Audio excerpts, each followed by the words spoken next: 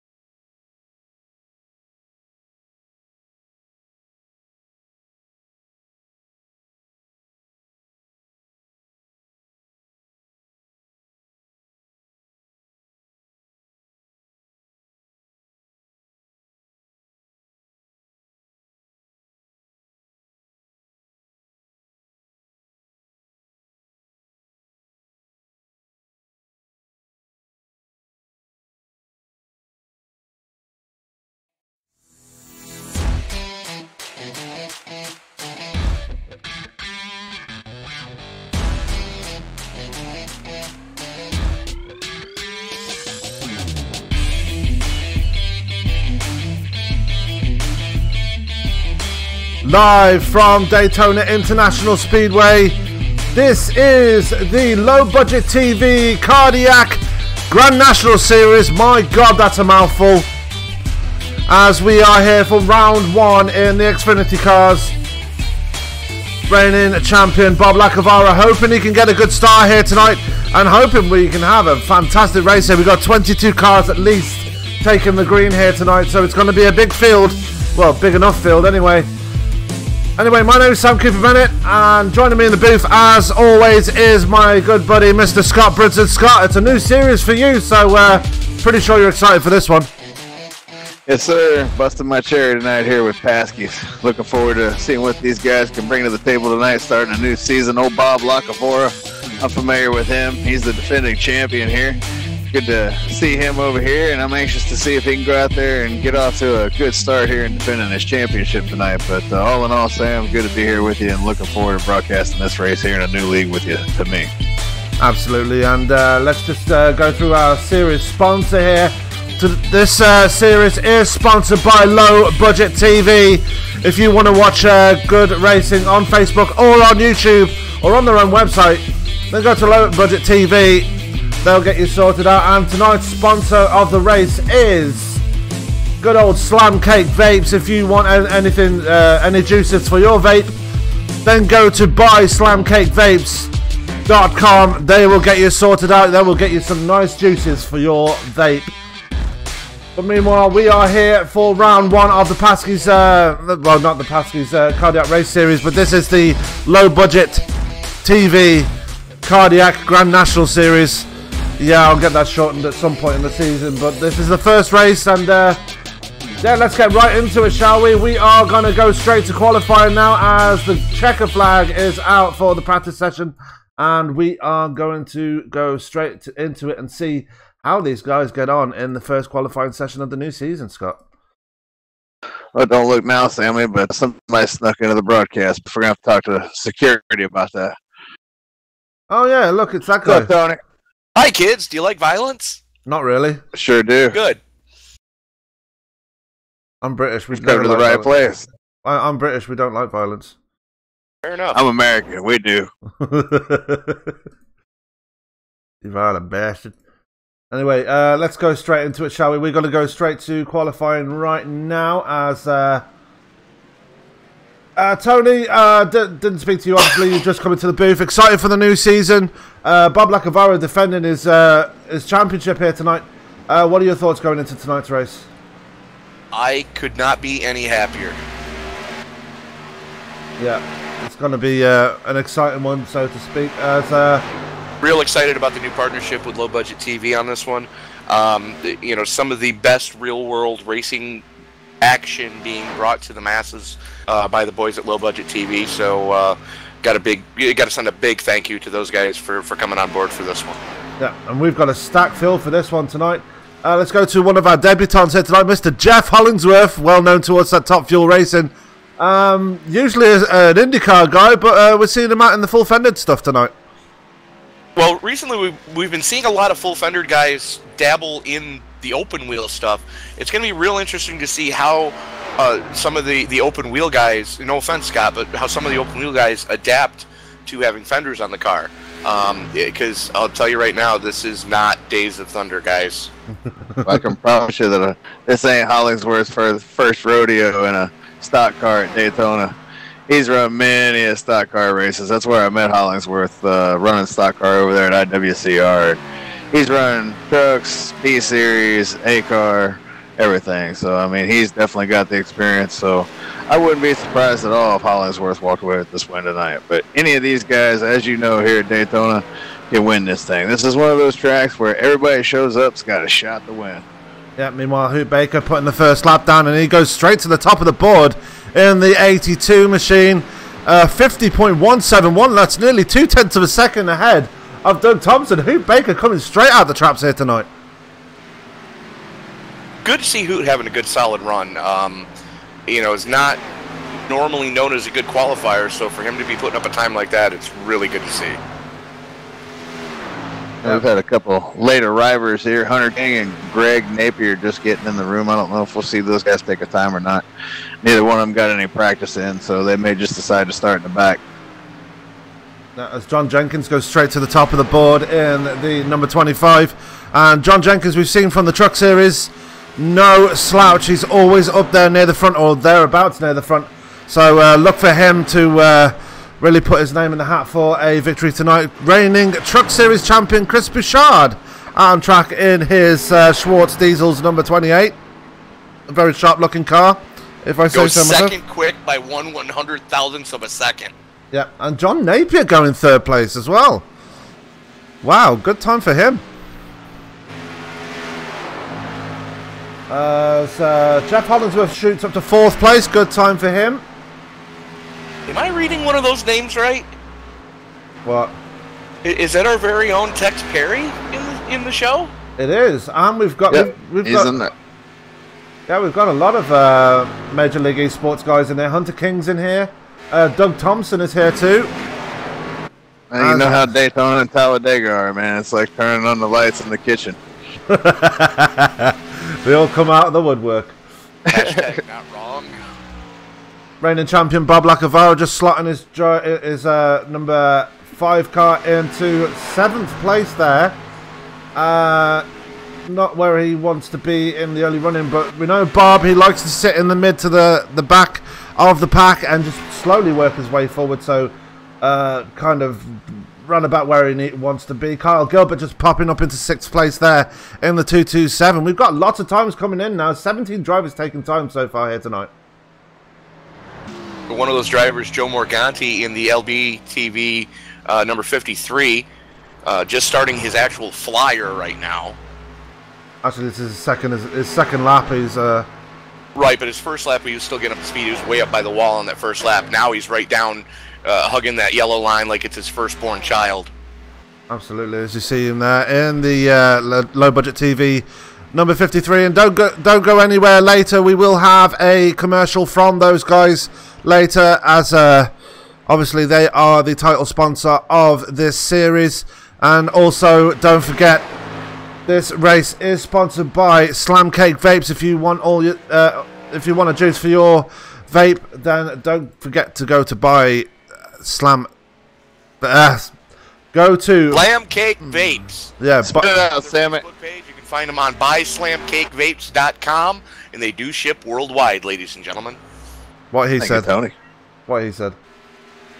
The man that you mentioned that might not put a lap time down here tonight is Mr. Greg Napier. He's out on track right now in the second Slam Cakes Vapes number 51. There's 2 of those drivers out there, both of them related, obviously, John and Greg Napier.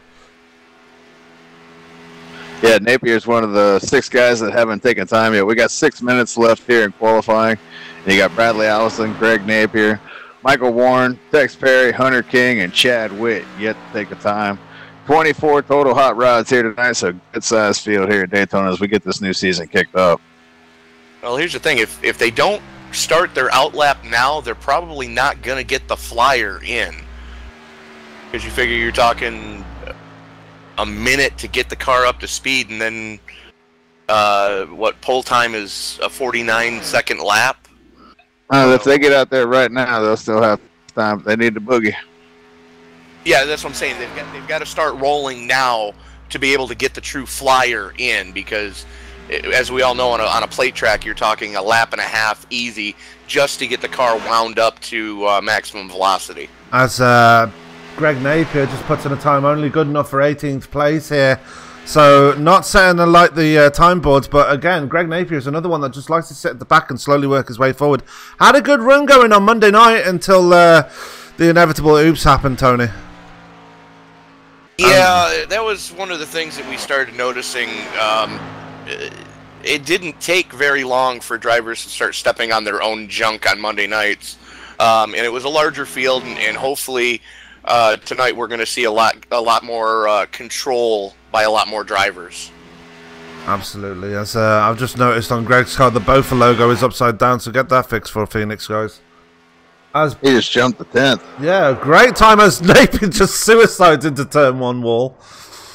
So, yeah, great job there, Greg. But anyway, before we go to our race feature, Tony, do you want to make the announcement right now? Ladies and gentlemen, if you could all please rise. Gentlemen, please remove your hats. As good friend of both of broadcasting and U.S. Army retired, Mr. Terry Adams brings us tonight's national anthem.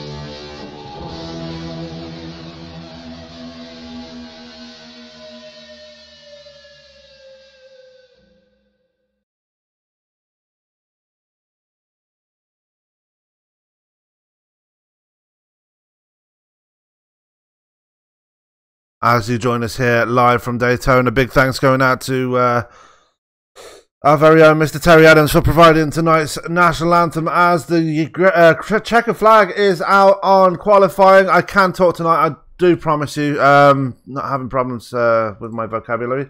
But as we just go into the grid, guys, just quick predictions on tonight's race. I imagine it's probably going to be about 300 miles long and 24 cars taking the grid. That's my prediction. Tony? I'm going to go out on a limb and say that this is probably going to be one of the most interesting races that we've had in a while, only because I'm looking at the qualifying times, and your top 14 are separated by less than a tenth of a second. Absolutely. Well, with that, let's go to tonight's grid as starting up on the pole and getting a good start for his season in this series as John Jenkins. He'll be joined on the front row by Mr. Chris Bouchard. Row 2 will be John Napier and Charles Woods. Row 3 will be Kevin Paskowicz and Jeff Hollingsworth. Row 4 will be Gavin Martin and Kyle Gilbert. And row 5 will be Mike Whitaker and Gregory Napier. Scott? Starting 11th will be Jared Lawrence. Joe Morgani will start 12th. The defending series champion Bob Lacovara will start 13th. Hoop Baker rolls off 14th. Tyler Vickery back there in the 5th position. Johnny Antonucci 16th. Douglas Thompson 17th. Jordan Berry is 8th. Douglas Thompson is 17th. Jordan Berry 8th. David Bigger 19th. And Jeffrey Meyer 20th. Tony? Okay. 22nd is going to be Tex Perry. I don't know why it didn't show 21st. 23rd is Hunter King. 24th is Michael Warren. 25th is Chad Witt. And he will be starting on the shotgun as we've got 25 cars taking the grid here tonight. And one man will be looking to have the best start possible, and that's Mr. Bob Lacovara. As the pace around the track... Bradley Allison. Oh, sorry, Sam. I was going to say, Bradley Allison and Michael Warren were the two you didn't mention. Those were the two that had skipped over on you. And it was all screwed up on mine, too. After 20, it went to 25, then it was 22, then 21. So I don't know why it does that to me, but it's been doing that here lately. Absolutely. Well, as they're pacing on the backstretch, we've got one. Jared Lawrence, I think, is dropping to the back of the field for some reason, opting to take for an EOL. Oh, fair enough. As they're pacing on the backstretch, Tony, it's time for you to get us going and say those famous words. Well, field working its way into turn number 3. John Jenkins blistering a lap, going to have the button when we go back to green. Your defending Truck Series champion in Chris Bouchard going to be starting next to him. Good to see John Napier so far forward starting. As he's just blinked out. As he just blinked out. Oh, goody. Oh, no. I think he's That's never good. We've just lost John, I think. We just lost John, is right. I'm just looking at his field works its way out of turn number 4. Pace car getting ready to move on to pit road. Jenkins going to have control of the field. The only thing that's left to say is, Grandpa, Papa Viagra, it's time to get the it's time to get it on with the low-budget TV Grand National Series. As John Napier accidentally promotes himself to pole position. Not sure what's going on there, but believe me, John Napier was not meant to be starting there. But anyway, we are watching the start of the race as they make their way out of turn 2, and everybody just jockeying for position here. It's going to be a bit of side-by-side racing as we tick down the laps here, Scott. Yeah, I was just noticing that these guys have 2 fast repairs tonight. So my prediction is that you're going to see some guys taking a lot of chances here tonight, and I suspect we're going to get some racing early on. You won't see single file action. These guys will be double file and trying to get everything they can with 2 resets. As we have problems for Chris Bouchard, he's opted for that stay on the outside line in the early run in here, and he's being freight trained right now. He's been passed by Pasky. World's fastest hippie on his inside. Yep. Got another blinker out there. 3rd car on the bottom is blinking like a Christmas bulb. Can't catch the number on it. That'd be Charles 48. Woods. 48. Charles Woods. No, that's he's leveled out now. Either way, he's leveled out now. But there's a few guys actually that got some issues. Yep. Oh, and now he's back and he's in the. Boy, that stacked him up big time. That stacked the. Oh, we got our first wreck of the night, and that is going to be Michael Warren in the 81. Let's take a look and see what happened to him there. Everybody checked up, and Hoop Baker couldn't. So collision That's between the accordion effect. Absolutely. And it wasn't much either. It was just a little bit. He got on that back bumper and then he couldn't get off of it. Gave him a couple shots, but it was just the slightest little contact. But man, it sent him around violently. And Jordan Barry getting a piece of that as well, taking a race car to the face. And that's our first race car to the face moment, Tony. Yay. Yep. I'll be using up one of them 2 resets. Good thing they got 2 of them. That's one thing about the Pasky's League is that they actually give people it's usually 1 fast repair, but on the super speedways and the short tracks it's usually 2 fast repairs, just so people, if they get caught up in a dumpster fire, yeah, they can come back and rebound and hopefully get themselves back into it. If you're going to do these long races like this, you got to give at least 1 fast repair, because 1 crash, man, you could lose half your field. Well, think about the official NIS series. You know, how many times? That's different, though. I mean, that's, you know, those guys practice and practice and practice and practice, and that's a whole different level. This league stuff, a lot of these guys, and in all these leagues, not just this league or my league or anywhere else, but a lot of guys don't practice and don't put in the time in between races, and you know, so it's a different kind of level of, you know, how serious the people take it, because those people that are pro and racing on that NIS stuff, oh my God, that's like their life away from their life. I mean, we saw that on well, we've seen that in other leagues where people just turn up last minute and then obviously, unfortunately, get caught up in a dumpster fire. I mean, we saw that on Wednesday night when people came in last minute and unfortunately ended up being involved in a wreck. And these things happen in leagues. I mean, people sometimes don't have the time to make it in straight away. Some people just don't want to turn up for practice and just turn up anyway. So it's just one of those deals. Well, I will just putting out there that anybody planning on running Sunday at Iowa, you're going to want to turn some laps ahead of time. That reminds me. I'm not saying that no one practices. I'm just saying that the majority of them, you know, it's a casual thing for them, and a lot of them don't have the time in their personal lives to put in the practice time. So, and I only find that out from, you know, having 3 years experience of running my own league. So I've been through the battles as far as that go.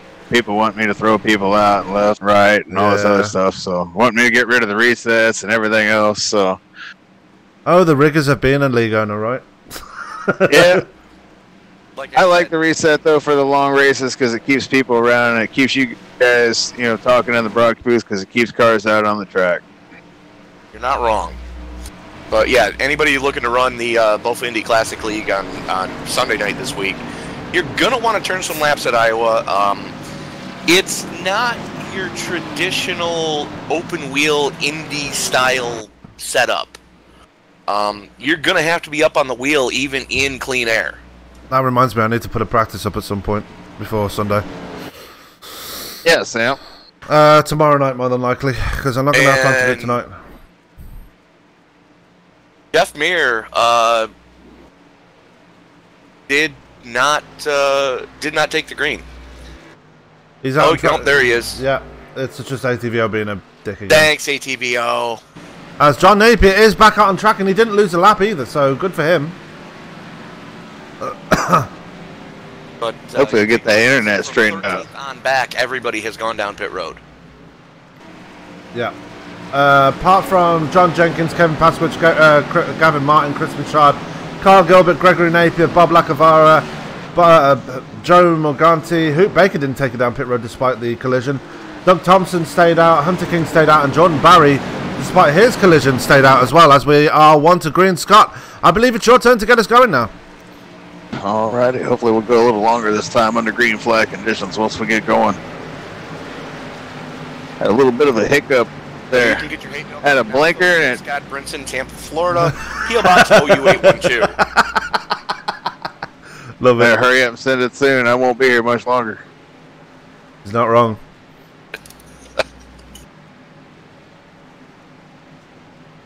Oh, coming through 3 and 4 here. Getting ready to get this thing cranked back up. See if we can do a better start this time. Had a blinker. Got everybody stacked up. One guy violently into the wall, Michael Warren, but 2 resets. He's good to go. Pace car's off, and I think we're good to go. Waiting on the flag man now. Green flag is out. We're racing again at the beach in Daytona as we start the new season here in Pasky's. Yeah, as they make their way into turn 1, they're all side by side, as you would expect at Daytona. Kevin Pasquich making himself a name heard here tonight as he's running a nice brand new paint scheme here on the Camaro. I'm trying to read what it says on his sun visor. Cesra. SESRA. Not sure why. Not sure why. As we got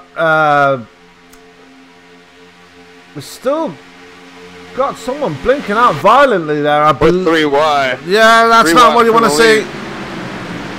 As Greg Napier, especially with one of those cars blinking. As Greg Napier pushing his way to the front now, he's up into the top 5 and pushing the living daylights out of John Jenkins right now. But Chris Bouchard gonna force his way to the front here. Gonna leave Kevin Pasquich out to dry as he moves his way to the point here. Tony. Just hope they don't start that back and forth weaving stuff. As best he can, and you're less likely to be caught up in the dumpster fire if you're that far away from it. So, you know, Bouchard looking to just try to keep that car clean and just be around at the end to have a shot at winning this thing. And am I the only one that thinks it's weird to see defending series champion Bob Lacovara in anything other than a black car? It was that. Yeah, it was driving a blue truck on Monday, so I'm kind of used to it now. I'm still not used to it. Oh! Whoa! Bouchard has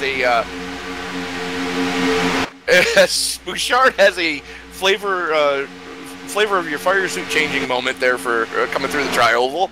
Or as you say, first you say it, then you do it kind of moment. True story. So everybody minding their P's and Q's right now, though, so which is good to see.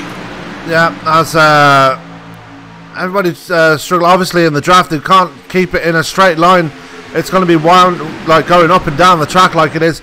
It's just the nature of this track, and everybody's just trying to keep it in line, as it looks like Pasky's going to try and make it 3 wide here, Scott. Not what you want to see in the early running of this race. I think he's just trying to let it breathe a little bit right now, honestly.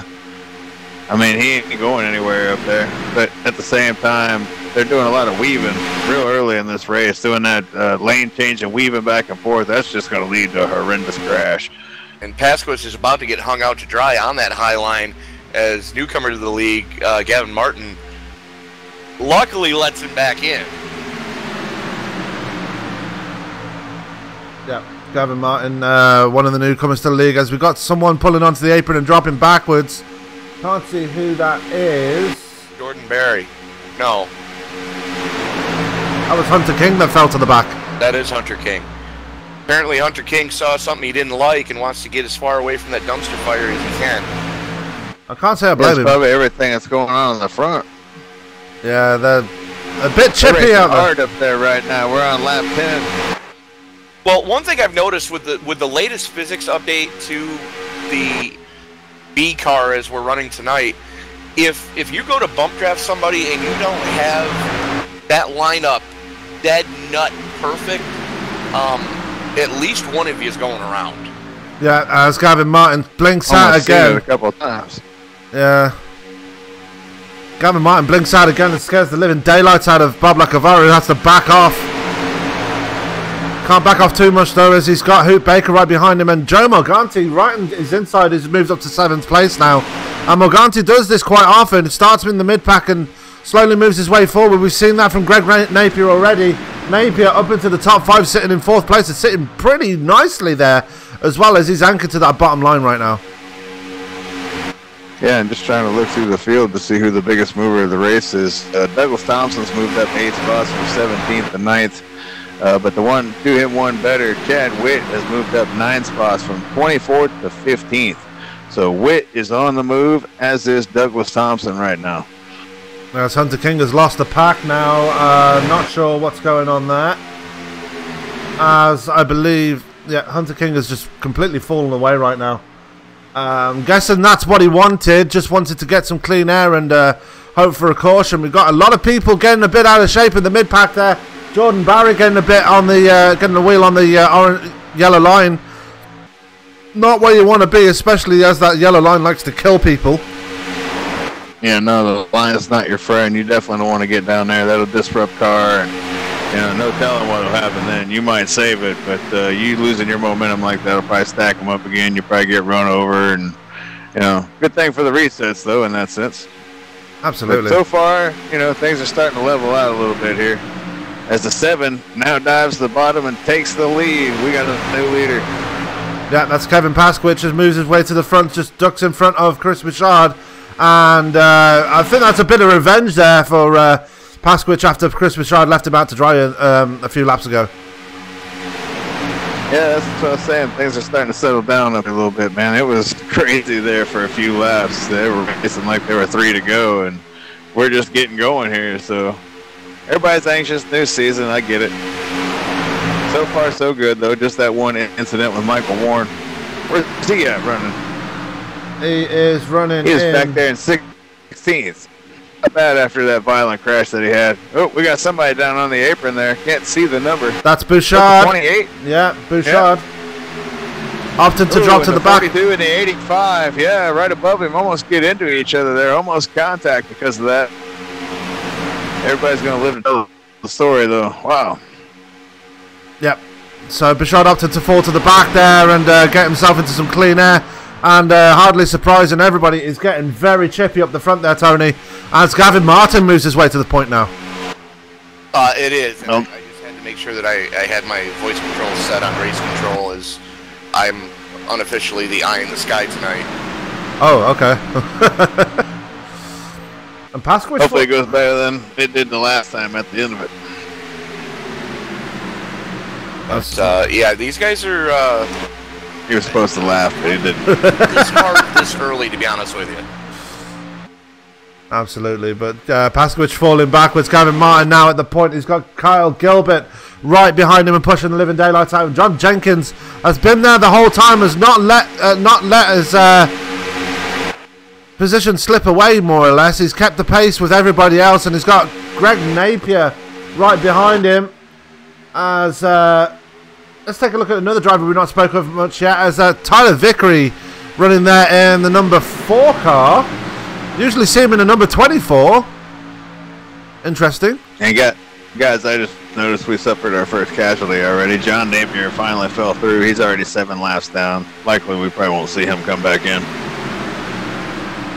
That is a big shame for John Napier. Had troubles in the truck race on Monday, and unfortunately the troubles have got him again here tonight, and hopefully he can get that fixed and come back in future races and get himself up there into the running order. Had a good qualifying tonight as well. Might need to call his local internet provider. Oh, we got problems at the back here. Yeah, we do. Everybody's all right though. Whoa. Michael Warren's on the apron. Go back and see what Everybody's happened. Good.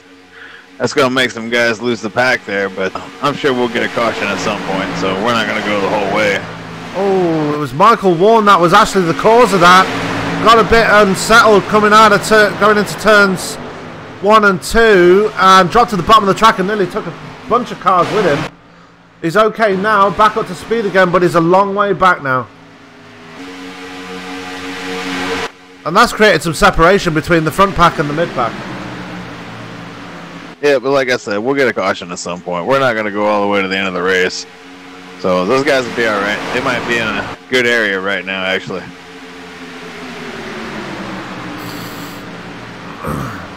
Absolutely. It's still got this lead pack going at it. Got Mike Whitaker sitting there in 14th, the last car in that lead pack. He's got Jeff Hollingsworth to his outside. Hollingsworth in the top 15 in his first race in this series. So not doing too badly for himself in that number 42. Whitaker nice. Back to the tail end of that lead pack because he was blinking. He wanted to kind of get out of the heavy portion of the traffic. And unfortunately, Chris Bouchard is losing that lead pack draft. Absolutely. Looks like he's starting to reel him back in slightly, but not by much. Chad Witt right behind him. Tex Perry there in the field. Number 85. Just been having the living daylights pushed out of him by David Bigger right now, and he's got Johnny Antonucci. Oh no, Charles Woods right behind him. So we've got I'll tell you right now, if you're going to have anybody pushing you, David Bigger is one of the safest bets, because that guy knows how to push, and he knows how to push safely. Absolutely. So lap 18, now we're on lap 19 of this race. We've got some little packs forming here. Everybody getting stretched out. Tony, I don't know if you know what the fuel run is, but I'm guessing we're going to have green flag stuff maybe around 20-30 laps. Yeah, I was saying 20. Probably about 3/4 of the way, or 2/3 of the way, anyways, through a fuel run already. Yeah. No, I'd say we're about halfway. They can go almost 40, I would think. And we had a caution there for a few laps, so It's not I would look for them around. Yeah, I was just looking. I don't see where it says anything short then. I was looking on the Facebook page. It would say in here. It would say in here though. I think it's 100% fuel. Oh. Well, I guess we'll find out. Say lap 40. Anyway, back to the race, and Kyle Gilbert now opted for the outside line. He's picked up his teammate Kevin Pasky, and they are going to try and push their way to the front now. Question is, when they get to that front, will Kyle Gilbert drop down, or will he take Kevin Pasky with him? They don't have a lot of support on that outside, as Joe Morganti, their other teammate, is actually on that outside trying to close in on him. It's the only one that they have for support right now, as Bob Lacovara and the likes are a couple of car lengths back, so it's going to be difficult for them to push their way to the front now. And I'll tell you what, I'll give it to these guys up front. They're on their game tonight, because there have been a lot of close calls up here, and they keep getting lucky up here. Just, by an inch or two here. There. Oh, there it is. Luck ran out, just as I was talking about it. Yeah. Paskowitz spun it. Oh, we got more wrecks happening. Jeff Hollingsworth is involved in a wreck there. As he got into it it looks like he got into it with David Bigger. No, it wasn't David Bigger. Who was that? It was just the angle that Paskowitz got underneath him and just turned him. Yeah. Kevin didn't mean to do it. It was just the angle of the car in front of him. He drifted up just a little bit and he got his nose up underneath him, and that was all it took. I was just saying that they've been getting lucky with some of that stuff, and the luck ran out. Yeah, you saw it right there. Just the wrong angle of attack there when it came to pushing the car in front of him, and unfortunately their other teammate Joe Morganti got caught up in that and getting some heavy damage because of that. Morganti got heavy damage. Whitaker was involved in that one. Defending series champion Bob Lacovara caught a piece of that one, as did Jeff Hollingsworth, making his debut start in the Pasky's low budget TV cardiac Grand National Series. We need we need to shorten that. That's just too long. Something's got to happen there, guys. That's holy Christmas. But yeah, like I said, Whitaker took a big shot. He got into his teammate, pancaked the right side of the car, and then ate the inside retaining wall on the super stretch. Kudos to Kyle Gilbert, though. He actually managed to keep the car running, and he's still sitting up there in the top 5, amazingly. So it was just a spin into the wall and just keep it on going, and Joe Morganti doing the same thing. Kevin Paskowitz does have a bit of damage on the front of that car as well, so he's going to have to take a fast repair, as it looks like they're all going to bring a pit side now, Scott. Yeah, they were about halfway through that fuel run, so I imagine they'll be taking 4 Mr. Feelgoods, and some might take 2, but I would take 4 and fill it up. Get damage fixed. I would assess the damage before I start using resets. I would get it checked out, see how much damage there is. You know, if it's 15, 20 seconds, whatever, I'm saving that reset. If it's seconds or more, I might use it. I might take it back out there and give it a shot and see how it runs first before I decide to do that. Because, you know, them resets are like money in the bank, dude. You don't want to go burning up all your money in one hand. Bob Lacovara driving straight through pit road. Not sure why that happened. He must have missed his pit box. Tyler Vickery deciding to stay out and get the bonus point, so good for him. One thing I did notice too, Tyler Vickery has joined forces with defending Truck Series champion Chris Bouchard. Oh, I did not know that. I just looked, and they're in the same team speak. Interesting. So Tyler Vickery not only running a new number, I'm not sure why he's running the number 4, because that usually gets that's usually Dylan Moskowitz's number. Or Not sure what's going on there. Oh, yeah. I put Moskowitz's number back to 4, so don't blame me. I didn't do it. He can neither confirm or deny those allegations, Your Honor. Oh no, I can flat out deny them. I did. I put his number back to 4. I got yelled at for it on Monday. I'm not getting yelled at for it again. But speaking of Dylan Moskowitz, how about that finish Wednesday night? Absolutely. Yeah, making his... Yeah. Go ahead, Scott. I was impressed in his first start there, and well, it wasn't his first start. I think he'd made 1 or 2 before, but usually at a track like that, man, the people that aren't the regulars, they have a hard time dealing with the aero and dealing with just the big tracks, but he did a hell of a job. Well, we've seen before from Dylan Moskowitz with another IndyCar that we used to run in and broadcast for, and he's not a slouch in those IndyCars. He knows what to do in the wings and slicks, so he's definitely capable behind the wheel of an IndyCar, Tony. I think Tony left the room. Okay. But yeah, we found out he was. It's unfortunate he's not going to be at Brands Hatch. I heard him say in his post-race interview the other night he's not going to be attached, but maybe we'll see him in a couple of weeks at Atlanta. Yeah, he'll admit himself he's not really a road course kind of guy. He's more of an oval, just specifically ovals kind of guy. He's like Jordan King in reverse.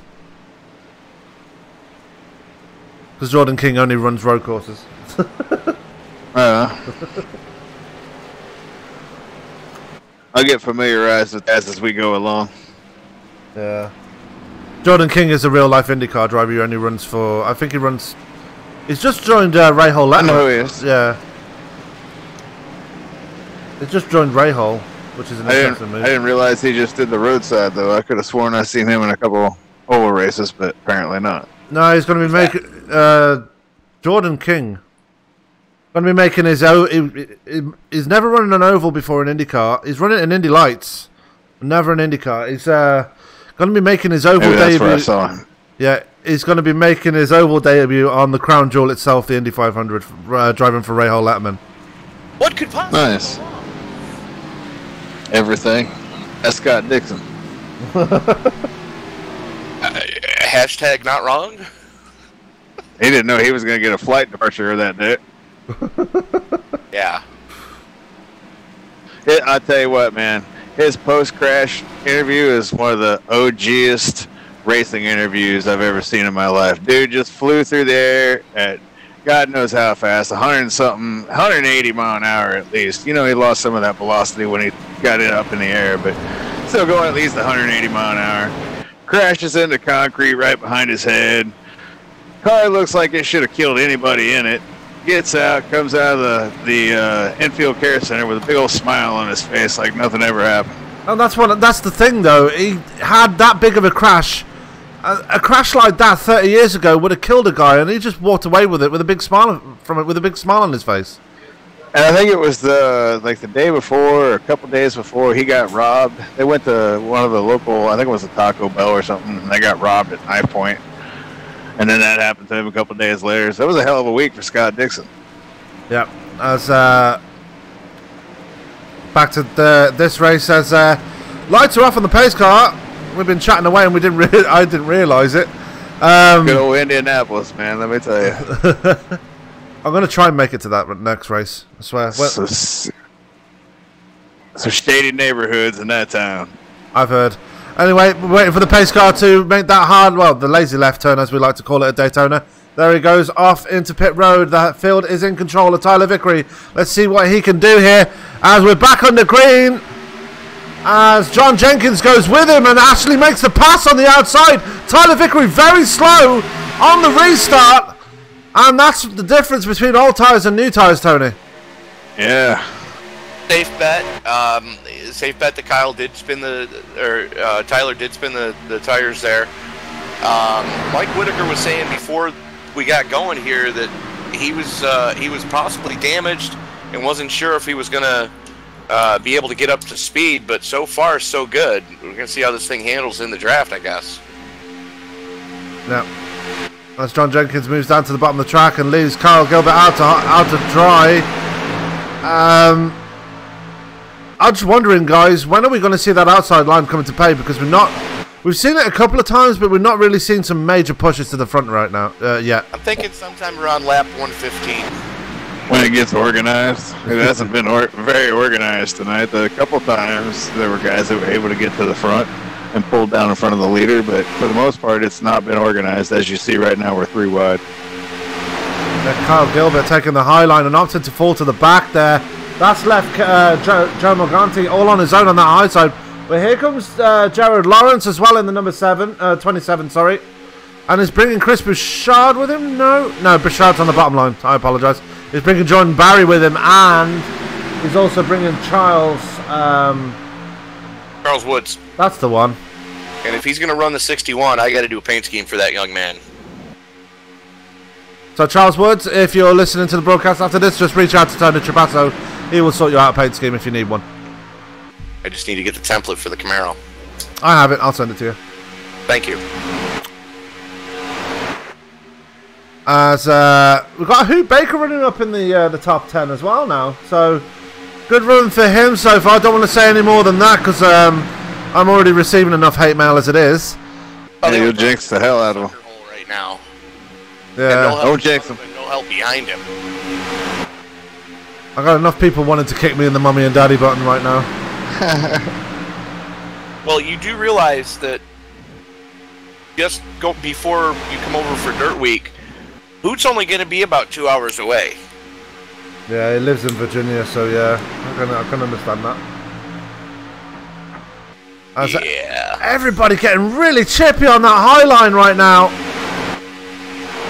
Trying to keep it off the driver below them, but it's very difficult. It's very easy to get sucked into the car next to you, and that's the whole problem with side draft at Daytona. If you make one wrong move, you're going to get sucked into it badly. True story. And unfortunately, Joe Morganti with zero help right now on the high line, and Gerald Lawrence just is not close enough to do anything with him. Yeah, so Baker almost getting into the side of Joe Morganti there as they come out of 4. Needs to control that bottom line there, Hoot, as Gavin Martin blinks out again. That's going to be scaring the life out of the drivers behind him right now. Out of who's that behind Gavin Martin? Be right back. Charles Woods. Here comes Morgani. That high line's starting to get a little organized, Sam. They got a whole bunch of cars up there, and that's what happens. You get it organized, you get some momentum going, and here they come. Yeah. Morgani's almost to the front now as he pulls up to the side of the 48 here. He's been blinking like a Christmas bulb since this race started. But Morgani's not scared. He's going to pull it up there and try to move on past and get up there to the lead. Now he's starting to fall back a little bit. They lost a little bit of that momentum, but the back half of that line is starting to come apart a little bit. They need to get reorganized here. Yeah, and you saw him drop down the track half a tick there for a second. That was him trying to collect some side drafts so he can get some more speed in that number 53 low budget machine. Not able to do it so far as he's too high up. Yeah, it needs more support. Tyler Vickery flirting with that high line as well, trying to get some air to that engine, and he's going to be running hot right now. I think it's freaking Joe out because he keeps doing that. That's not very, it's not going to be good for Tyler if he keeps doing that because eventually he's going to make contact with somebody. But here comes Morgani in that high line. They have now pulled up alongside the leader. Joe comes out wide, trying to get a big run out of the corner here. He's got a nose out in front as he comes towards the line. John Jenkins going to get even better run as Jenkins given that lap by 28 thousandths of a second. That is close.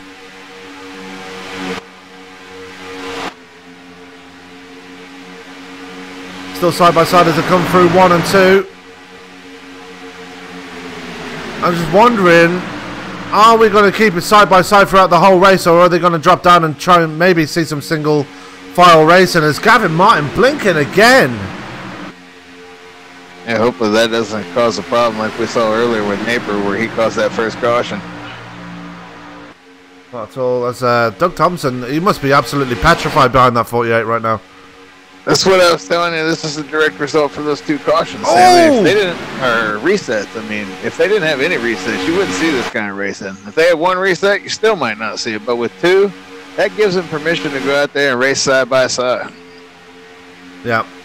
As we saw a slight bit of contact between Martin and Barry just then. Barry getting sucked into the side of the 48 and the 48 dropping back. 48's dropping out.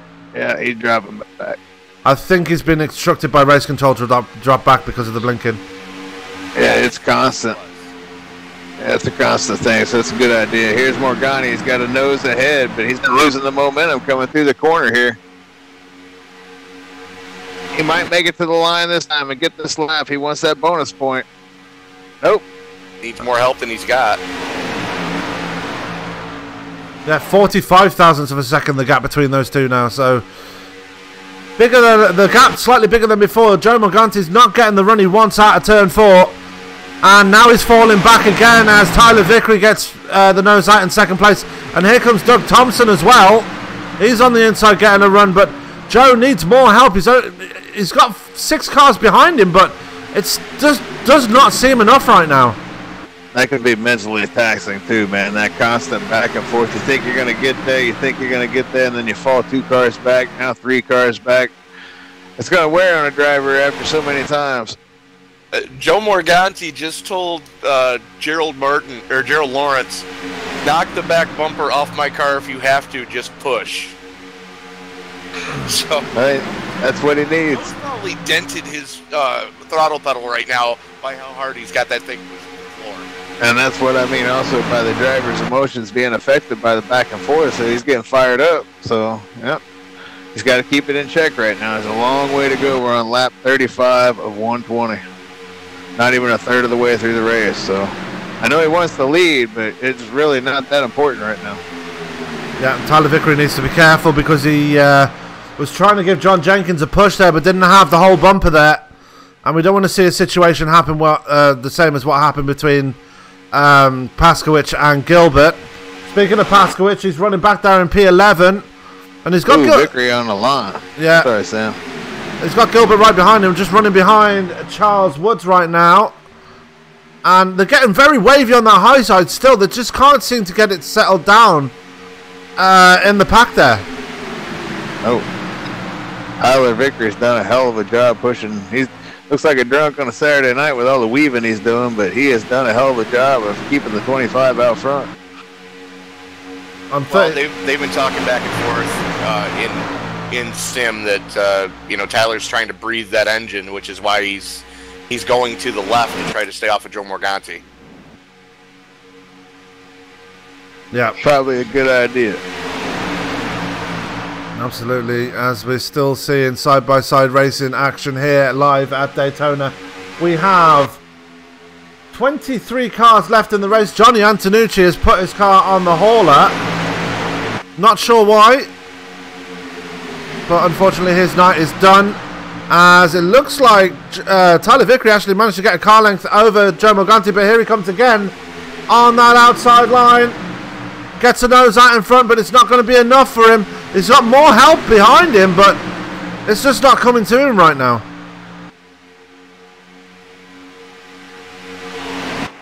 The guys behind him must be begging to let them by so they can have a shot, but it's just too close right now.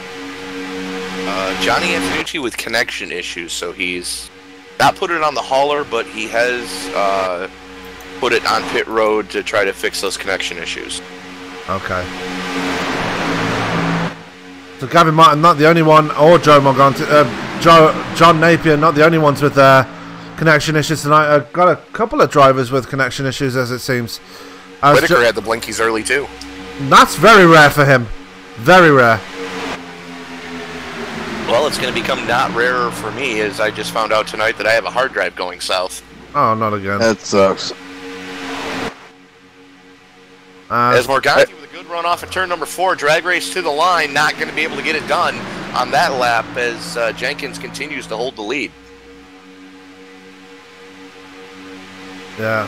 Sucks about your hard drive though, Tony. It's just a never-ending list of problems for you at the moment. Yeah.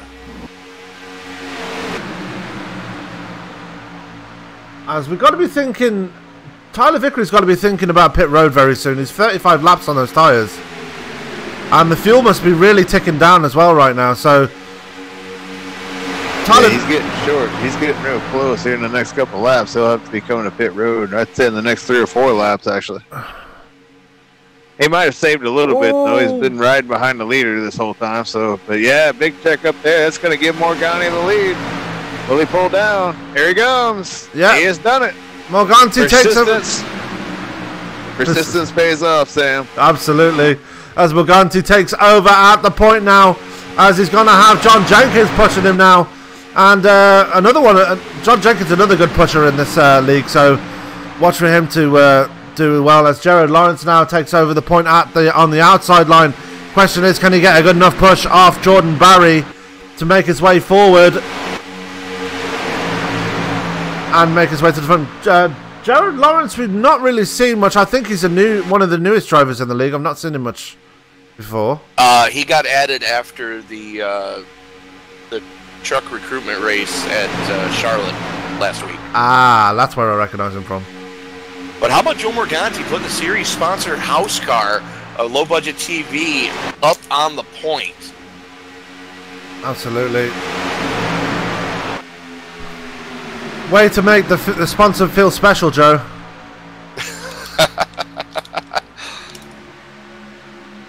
Again, cannot thank the guys from Low Budget TV enough for coming on board and putting up the money to really help this series grow.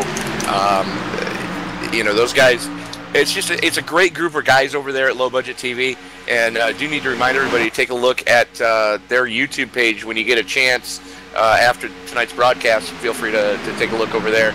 Some of the greatest grassroots style racing that you're going to find anywhere in the world. Absolutely. And if you're a fan of figure eights, so are they. Yep, I mean they run races like the Figure 8 World Championships at Indianapolis. Oh, it's not the Indianapolis Motor Speedway, but it's in the Indianapolis complex. Speedrome. Yeah, Speedrome, that's the one.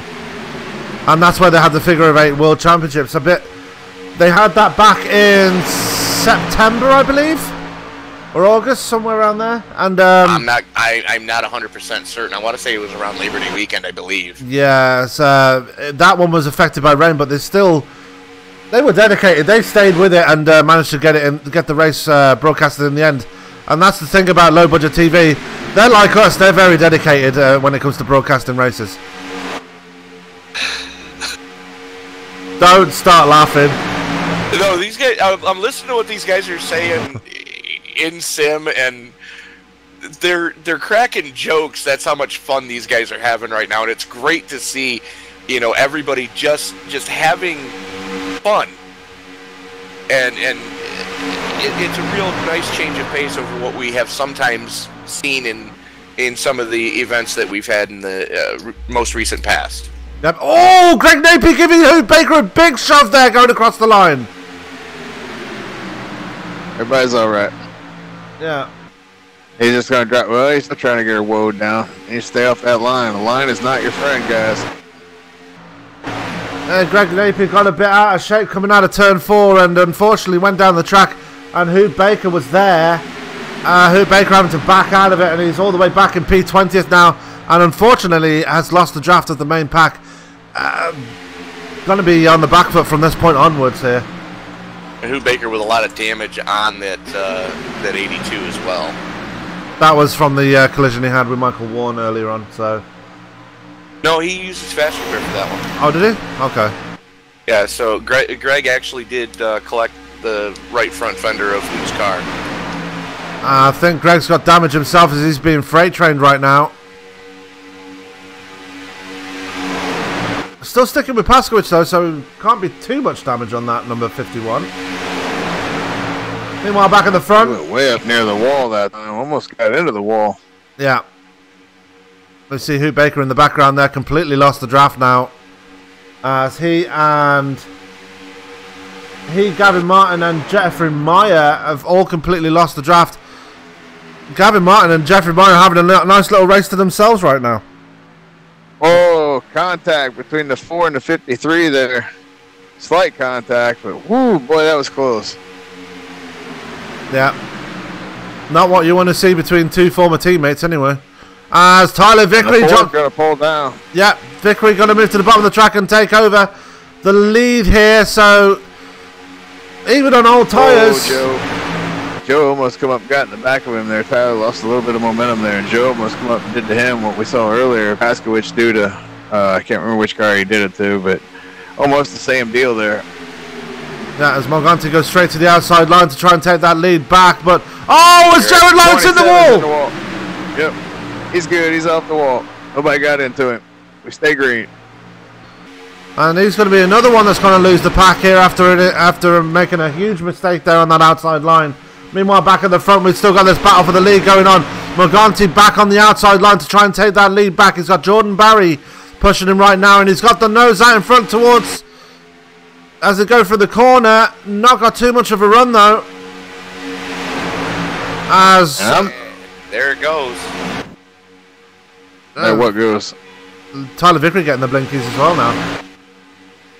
Yeah, I'm surprised he's still out there on the fuel side of it, because he should be running out of fuel, and he should already be out of fuel, but apparently not. I would expect him to be coming to pit road soon. A couple laps left. I was going to say, I can't believe he stretched it out this far. He's probably got the car at half throttle right now. Saving a bit of Pretty fuel. Impressive. Them caution laps helped him out a lot. As Morganti, the Low Budget TV, number 53, back to the point. Yeah, he wasn't going to give that up too easily. It's Jordan Barry getting the blinks as well now. Oh no, Jordan Barry, don't lose it now. A lot of guys having issues with the room tonight. Sometimes it's just the server. Sometimes you just get into a bad server and everybody just pays the price for it. Yeah, we had that problem on Monday as well. As Greg Napier flirting with the wall back there. I haven't seen anybody fall out since Napier fell out, but we have seen a whole lot of people blinking. Some more than others. Yeah.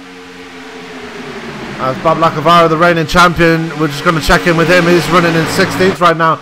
Kevin Pasky having a blink there as well. So, yeah, we've got a lot of people having problems here at this point in the race. Well, it is almost Christmas time, so everybody's in the spirit. And be mindful that he is going pit side this time.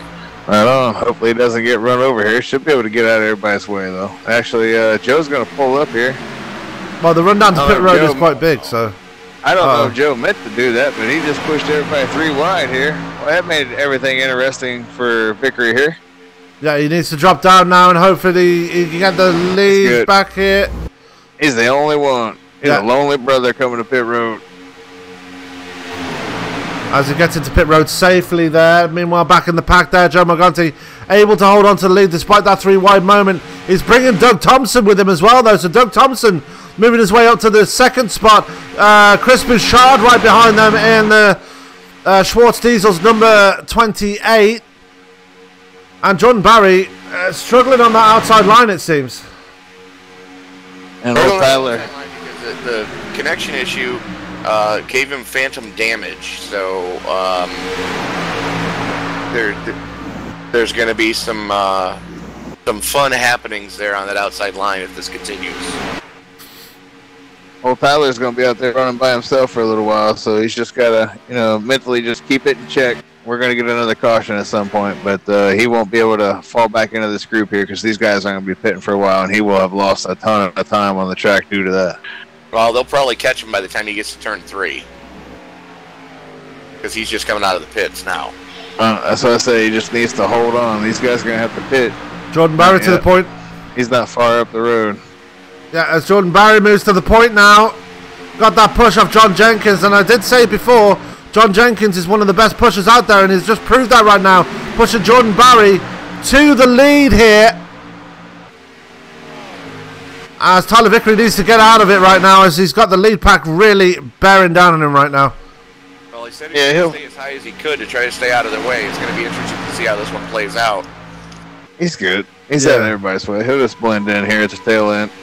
He'll be a lap down, but he'll be in that lucky dog spot. So, yeah. Let's have a quick rundown of the top 10 here while we are on lap 52 of 120. John Jenkins is your leader right now. Jordan Barry 2nd. Kyle Gilbert 3rd. Joe Morganti has fallen to 4th now. Charles Woods in the top 5. Doug Thompson in 6th. Chris Bouchard is 7th. 8th is Kevin Paskwich. 9th is Hunter King. And on his debut here tonight, Jeff Hollingsworth rounds out your top 10 as they are all still bunched together. We've got a few stragglers at the back. Tyler Vickery, your first man to take it down pit road, as he is the first driver still running and 1 lap down. I think I surprised Jordan Barry earlier. He made the announcement of what he was going to be doing for paint schemes tonight, and mentioned that he's from the great area of Saskatchewan up in Canada, and I don't think he expected me to know the Grey Cup anthem for the Saskatchewan Rough Riders.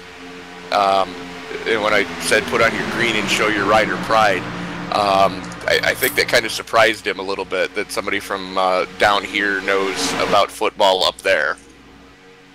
Surprised that one of these Yankee Doodle Dandies knows all these Canadian songs.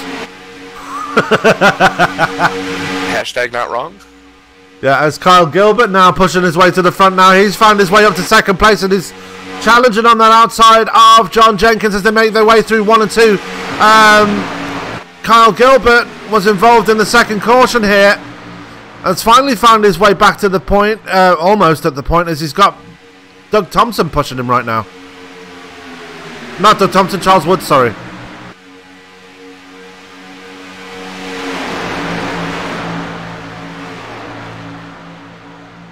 as Wood's not getting close enough to give him that push he needs. And we've got to be getting closer and closer to the halfway point here. 6 laps away from halfway in this race.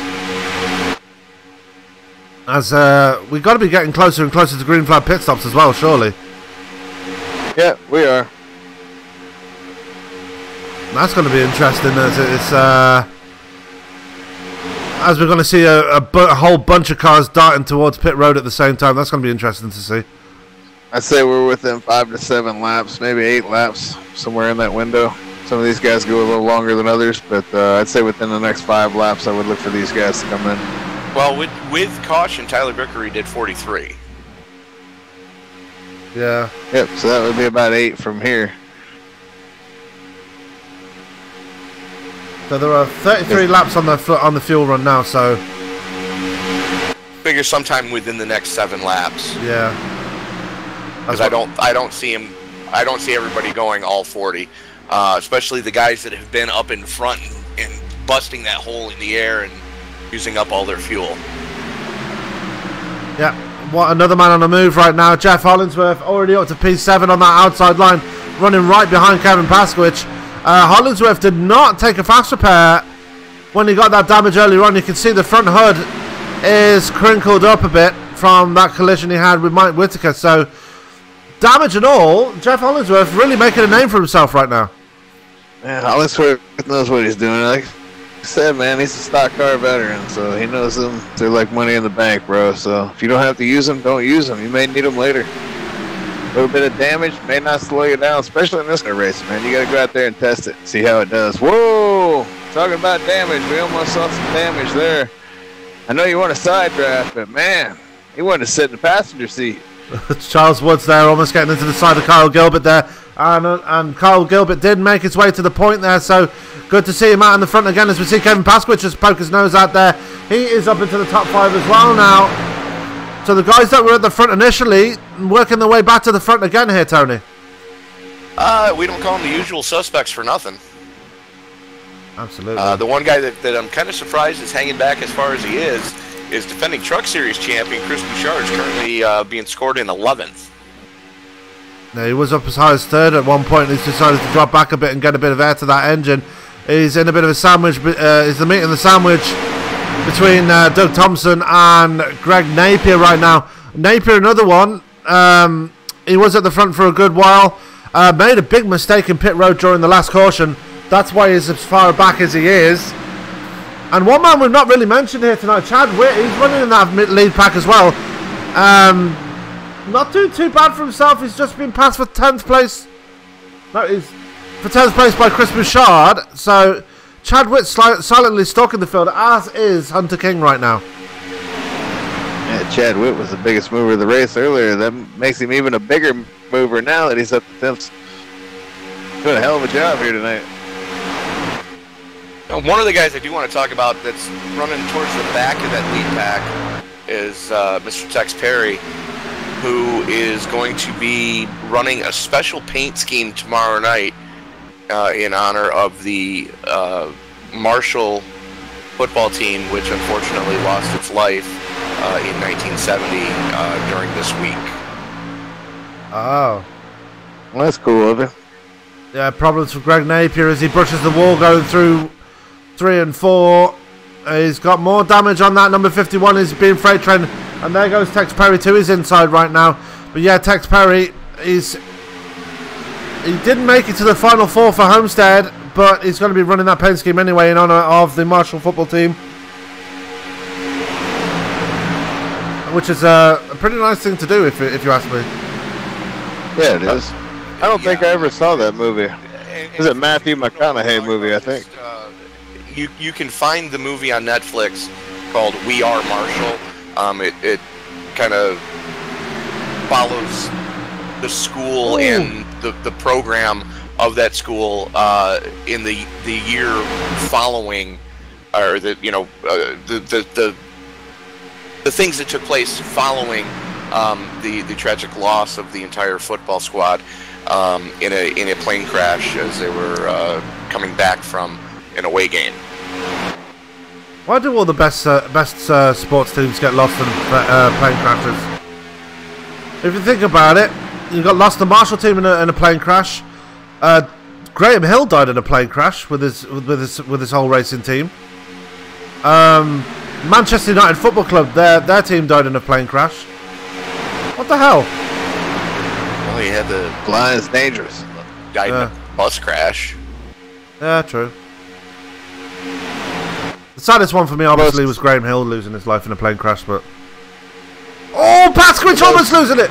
Sorry, Scott. The most early on influential and one of the most influential figures in college football history, which was Newt Rockne. He died in a plane crash. Yeah. He made Notre Dame what they are today. He built the stadium. He designed the stadium and had the stadium built. 10-0. 10-0. Yeah. Let's hope tomorrow ain't a plane crash. No pun intended. Because they are playing in New York, so there was no pun intended there. But I just hope tomorrow ain't a disaster. Them Brian Kelly teams, man. Now, Scotty, correct me if I'm wrong, but this is going to be the first time ever that the Fighting Irish have played in something other than a gold helmet since they started doing that way back in the 40s? Yeah, I'm not real fond of it. And I hate it when they tinker around with the uniforms. I hated it last week when they brought out the green ones because we hardly ever win when we wear green. And actually, last week was the second win ever for the team wearing green. Yeah, I knew there wasn't many of them, and I thought it was a real bad idea. And they played a really bad, unorganized Florida State team. And I grew up in Florida, and I've been watching Florida State kick ass for 3 decades, and to see them like that, it's surprising to me. But I wasn't overlooking them. But I just hope tomorrow we can get by them. We get a shot to go play SC next Saturday night.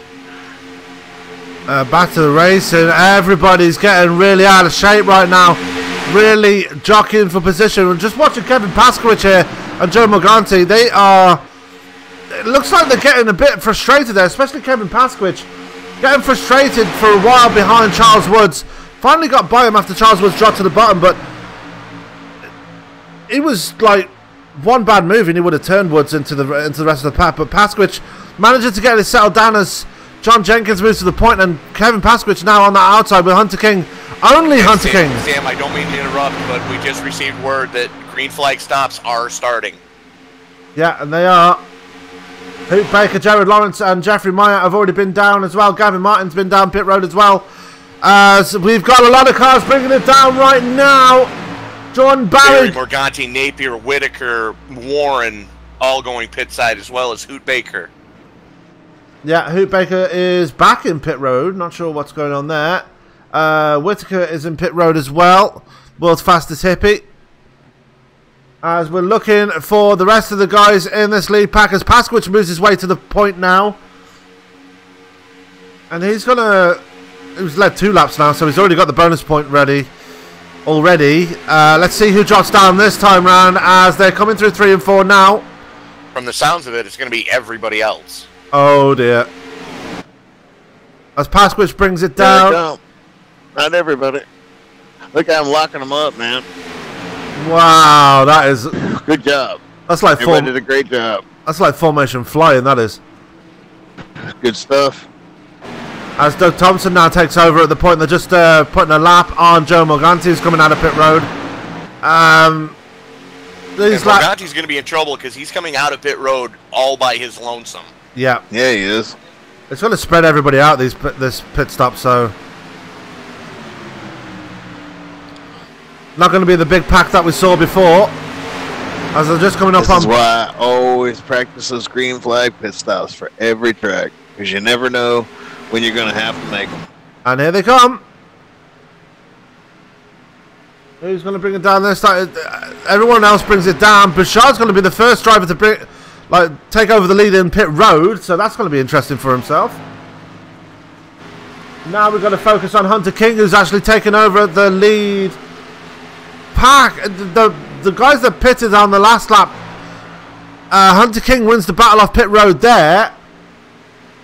So let's see if he can take over the lead here, as he's got a nice lead over Kyle Gilbert. But on super speedways like this, you don't want a big lead over the guy behind you. Really?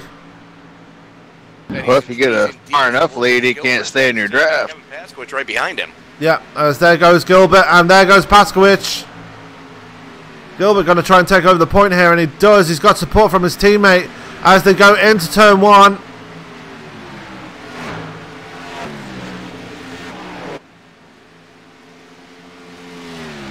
And it looks like Bouchard's actually going to win the race off pit road here. Bouchard going to take over the point, and he's already up to speed here.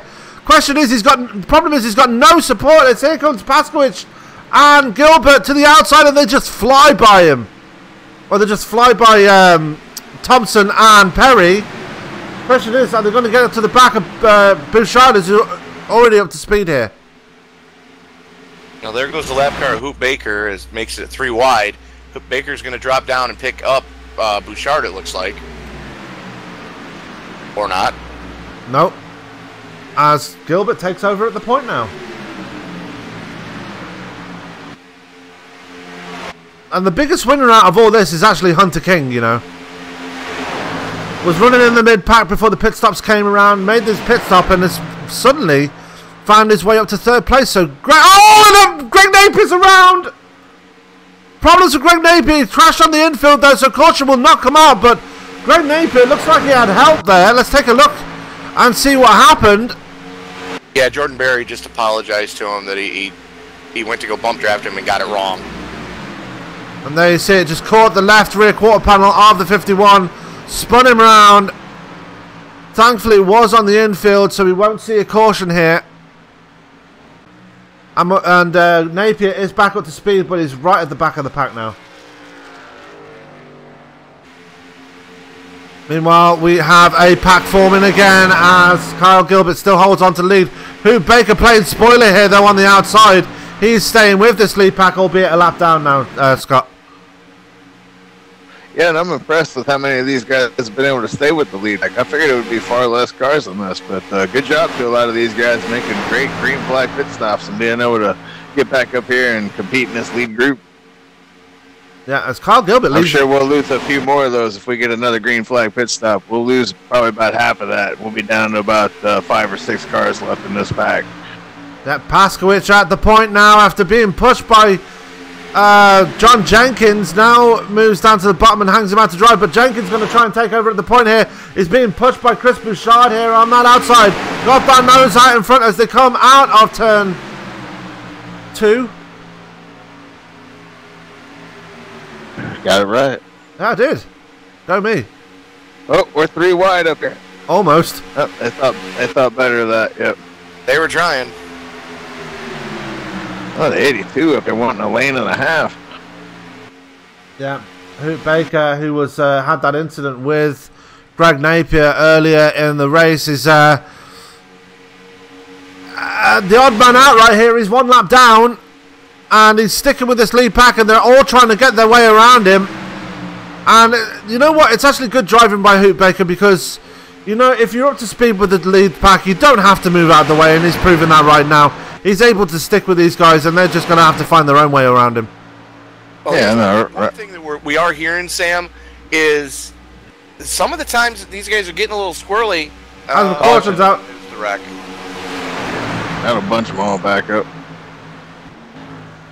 As I'm trying to find it. Gavin Martin in that. Take a look what happened there. The 48 and the 27 had a meeting of the minds. Yeah, Jared. Over Christmas presents. 48 have been blinking all night long. Yeah, Jared Lawrence. I think it's another bump draft gone wrong. Jared Lawrence getting into the back of Gavin Martin, and you can see why the caution came out. Came back up on the track just as the lead pack were coming out of turn 4. Well, like I was starting to say before the caution came out, we're receiving reports that it's not always contact that's causing the squirrelness to happen. A lot of times it's just air being taken off the rear spoiler. Yeah, aero push is a big thing. Fun stuff. Yeah, aero push is a big thing in this in oval racing. We don't just see it in stock cars, we see it in Indy cars as well. Especially around Indianapolis, you see aero push being the big factor around there as well. Yeah, but you don't really have to worry about them taking the air off your car. I haven't really experienced that. I mean, I guess that could be some of the net coating we see. Maybe. But anyway, we are going to step away for a quick commercial break here, as we are going to bring you a nice word from the series sponsor, Low Budget TV. We'll be right back with some more racing action. Do not go anywhere. Down into turn number 1. Another slide job and crossover. The brakes are glowing on that left front as we go 3 wide for the 3rd spot. Making sure they won't fall up. Almost in intersection.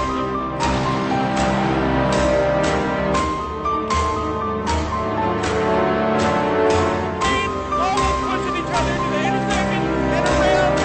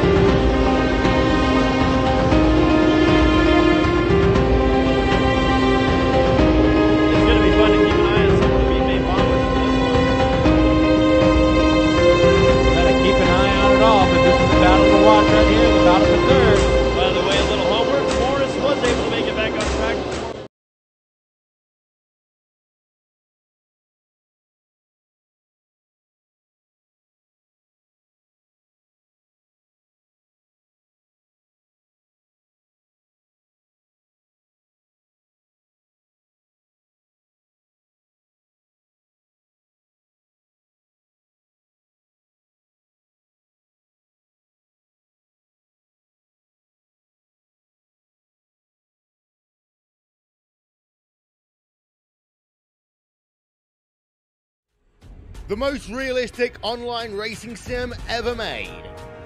This is iRacing. Detailed laser scan tracks, fully dynamic real world cars, and over 50 series to choose from. 6 online world championships offering over $100,000 in annual prizes. This is the original esport racing game. This is iRacing.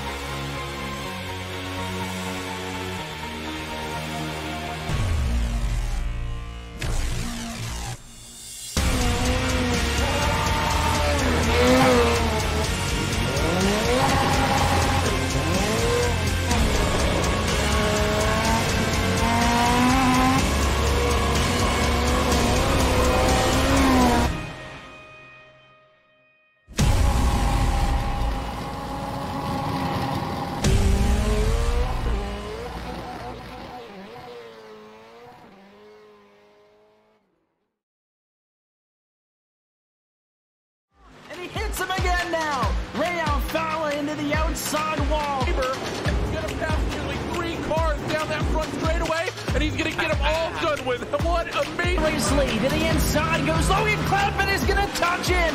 Pit press sideways. What a save. Look to the outside as Trunkgate goes off. De Jong into second place. Going for the switchback. Oh, pinpoint driving. It's howling down to the inside. He's trying this contact though. slide left of the racetrack. Chris Renner drives it back down underneath, and he takes that second spot right back. Joker goes to Garrett Lowe. Garrett Lowe should take victory with all that contact. He's going to try and make the move around the outside the parabolica. That's not going to work, but he's going to try and get the cut back here. Get the run out the parabolica. That's beautifully done there. Michael Schumacher, there's a little bit of door banging as well.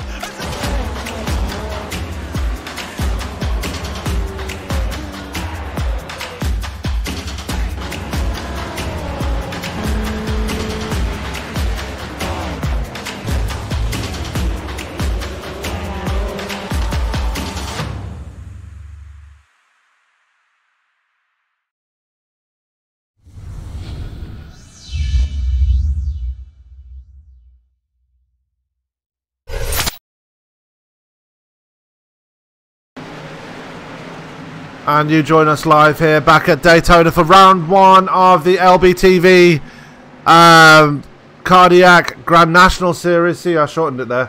As yeah, this series is sponsored by, I will get to it eventually, Low Budget TV. So if you want to watch some good hard racing on those short tracks, then go to Low Budget TV. You'll find them on YouTube. And this race is being sponsored by Slamcake Vapes. If you want to get some juices for your vape, then go to buyslamcakevapes.com. Meanwhile, and remember, they ship worldwide. That too.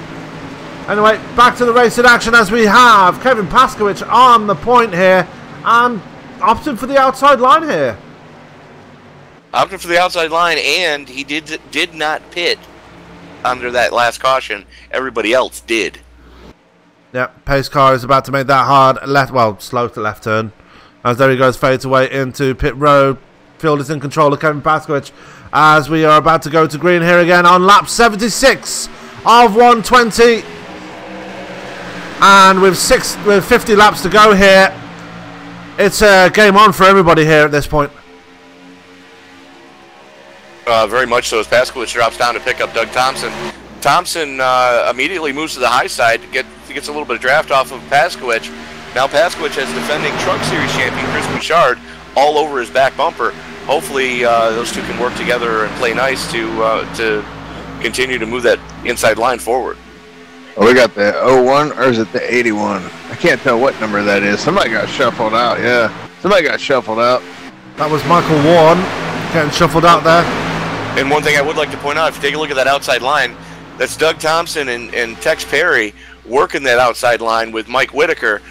Perry and Thompson teammates in the Catalyst Major League E-Series and almost killing each other. That was close. Yeah, Warren lost the lead because of all that. And it's a mirror. I think he pulled off. Warren pulled off. I thought for a second that David Bigger was running a Rubbermaid paint scheme then. He's not, but it looked like he was. Warren pulled off the track. He lost the lead pack and decided to call it a night and pulled off the track.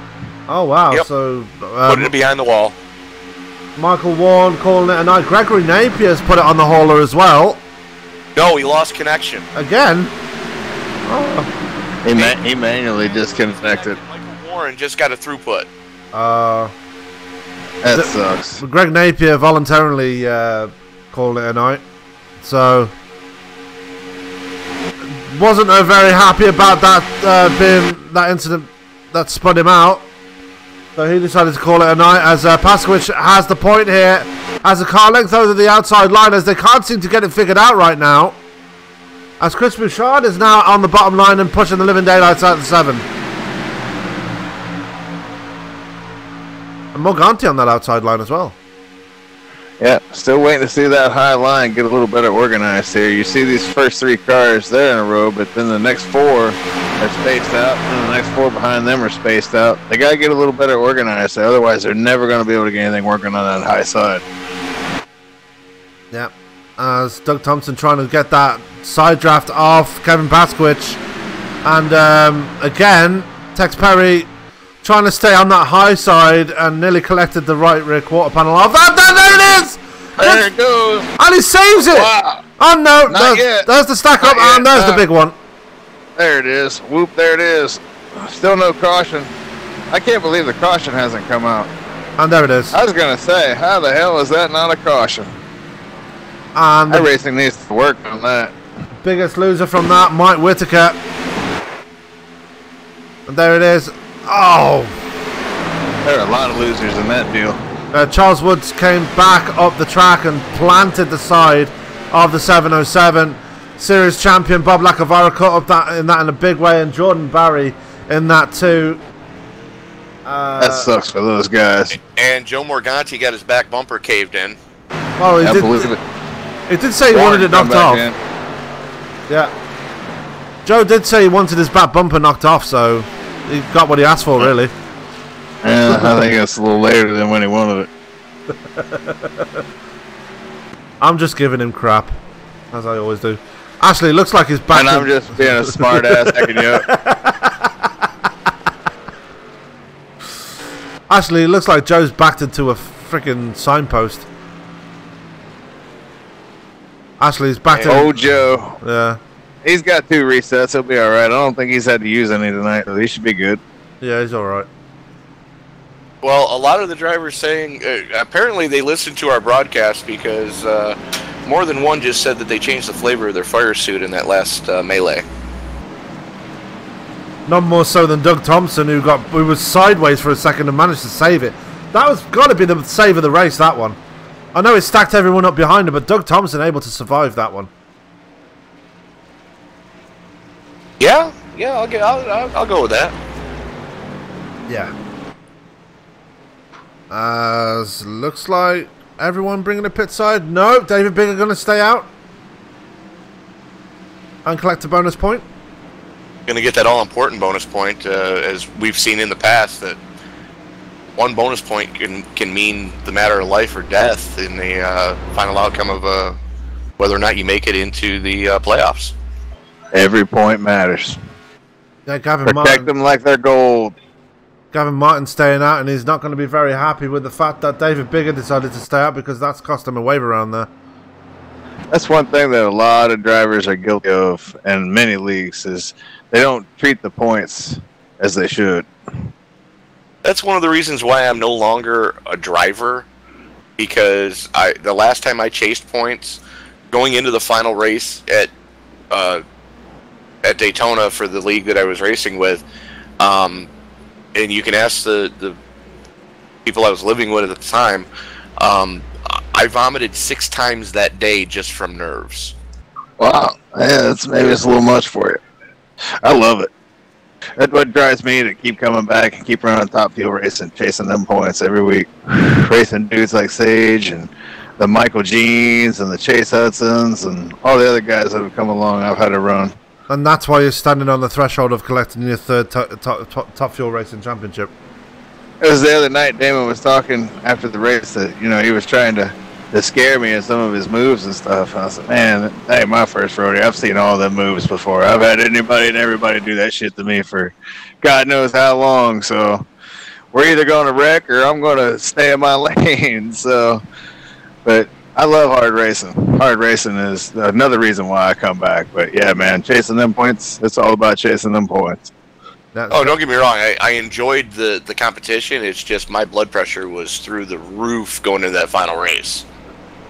Still managed to finish second, though. There's times when my AC will be on 70 degrees or 71 degrees, and I'll be sweating, like literally sweating. I had to take my hat off the other night because it got that hot under this when Damon was running me down, and I was watching a relative, and yeah, my body was heating up because I was panicking. So I was just trying to survive. I was just trying to survive on Wednesday. Although that's the reason why I go to the gym every day. I'm a 41-year-old man, and I got to stay in shape just to fucking do this sim racing. So it may kill me one night. And don't think that's not real, because yeah, there's been a couple times. Yeah, coming from Tony. There's been a couple times on iRacing where people have actually died. I'm trying to remember his name. There was a really well-known driver just a couple years ago who died while actually sim racing. Oh, wow. Okay. I cannot remember his name for the life of me. He had a heart attack. He was an older man. Yeah. There's one, an iRacer that died earlier this year that I actually knew quite well from my early days in iRacing, and unfortunately he passed away. I'm not sure from what, but because I lost touch with him after I left iRacing in 2015, and unfortunately he passed away earlier this year, so I was very sorry to hear that. But yeah, it's hard when you know a driver that you've raced around for a while and they just suddenly pass away like that. It's not an easy pill to swallow. No, sir. My point was it can be very taxing on a driver. A lot of people, who might watch this stuff on YouTube may not realize just how much focus and how much energy it takes from your mind and from your body to do this stuff and not wreck the people next to you and race at the level we race at. Absolutely not. Mind you, we're here today and we're very privileged to have these drivers around us, and they're really putting on a good show here tonight. Despite the 4 cautions we've had, as the lights are off on the pace car. And Scott, I'm going to give you the privilege of getting us going again this time round. Very cool, very cool. Let's get going here. See if we can't finish this thing. We had a nice long green flag run, had green flag pit stops. If we go green from here, we could see them make it to the end. Absolutely. And we've got a very different top 5 this time as well. Very different top 5. David Bigger at the point. That's usually what happens in these super speedway races, man. These long ones especially. It changes throughout the whole race. I remember we mentioned about Jeffrey Meyer falling out of the pack early on in the race. Look where he is now, sitting in P7 right now. Looking very pretty up there right now. Still a long way to go, though. Just under 100 miles to go, 37 laps. So every 40 laps around this joint's 100 miles. So just under 100 miles left in this race. Long way to go, basically a third of the race. So anything could still happen. Some of these guys still have both their resets, but some of these guys have used both their resets. So some of these guys out there run with their last car of the evening. Yep. No more mulligans for those guys. Pace car's off. Green flag is out, and we are racing again here at the beach in Daytona. 37 laps to go here in the season opener for Pasky's. Absolutely, as we are going to go straight to our first Crank It Up camera tonight. How's that sound, guys? Crank it up. As away we go, cranking it up.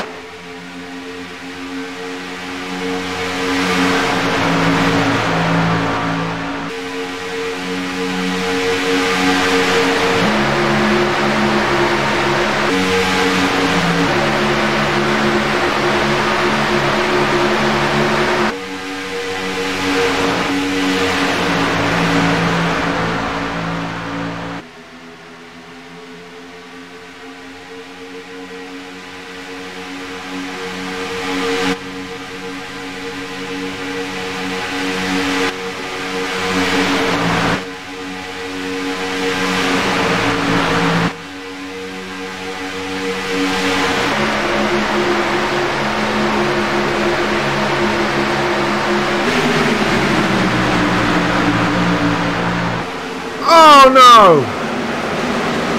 Another big one. That is the biggest one of the night. Right, yeah, there. that's Look the big at that. one. Man, heavy impact to the inside wall down there by the 50. Yeah, let's see. Another one that went down there and killed the inside wall too. But yeah, that took just about everybody out. Let's take another look at that. 77 was the other one, went down and made heavy impact with that inside wall. And that was caused by coming together between Kevin Paskwich and David Bigger. Let's take a look at that from another perspective there, as we're just looking at Kevin Paskwich and David Bigger. Just caught the left rear quarter panel of the 57. That was enough to send him around and just cause an absolute chaos behind them. Yeah. Boy, that was bowling pins on that one. That's the same thing Kevin did earlier in the race too. Just barely got up into the bumper, and boy, that one was much more disastrous than the first one, though. Absolutely. That's tough. That's a tough break, man. That's a tough break for Kev. I know Kev. You know he don't drive like that. I know he probably feels like trash over that. So that's a tough break. Yeah. But he managed to inherit the lead over it, so can't be complaining too. Obviously, he's going to be feeling very sorry. He got away the first time too. That's usually how it happens, though, man. That's in these super speedway races or just racing in general. Usually, the guy causes it. He gets away free. Yeah, and the biggest winner out of that whole melee was Mr. Jeff Hollingsworth. He's promoted himself up to 2nd place now. And surprise, surprise. Yeah. There's a lot of people going to have to come. Everyone's going to have to come down and get a fast repair done now, because I think everyone got a piece of that one. Hollingsworth's a beast, man. Yeah.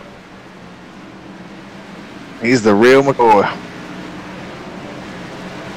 And he's one of them guys, he can take care of his stuff over a longer run, too. You got to watch him about that. Sneaky about that kind of stuff.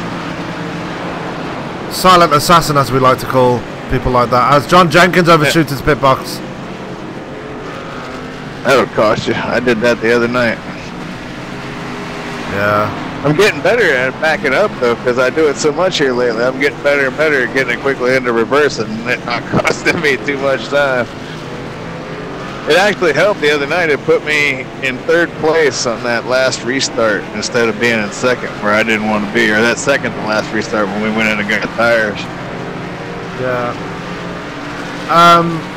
Problems for Kevin Pasky. I'm wondering if he's used all of his fast repairs, because he is staying in pit road and he's pit farming that thing. Well, maybe. Safe bet. So I was saying, some of these guys are out of resets. As Pasky is back out of pit road now, so he is probably getting some that damage fixed. He's down in P17 now. Meanwhile, Bob Lacovara has taken over at the point, so the reigning champion has the lead, albeit on older tyres, but tyres aren't really the factor around here, so he's in a very prime position right now. Mike Whittaker sitting in 2nd, Tyler Vickery in 3rd, Jordan Barry is in 4th, and Kyle Gilbert rounds out your top 5. We're going to step away for another quick commercial break. We'll be right back with more racing action. Do not go anywhere as we return in just a couple of minutes. Do not go anywhere. Down into turn number 1. Another slide job and crossover. The brakes are glowing on that left front as we go 3 wide for the 3rd spot. Making sure they won't pull up. Almost in intersection.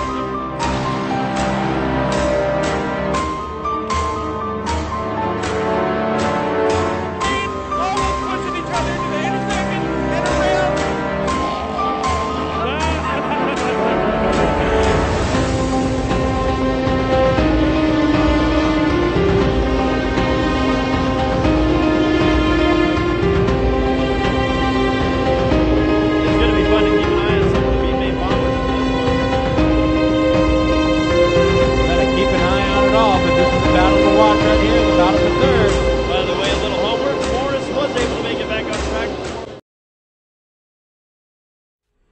The most realistic online racing sim ever made. This is iRacing. Detailed laser scan tracks, fully dynamic real world cars, and over 50 series to choose from. 6 online world championships offering over $100,000 in annual prizes. This is the original esport racing game. This is iRacing.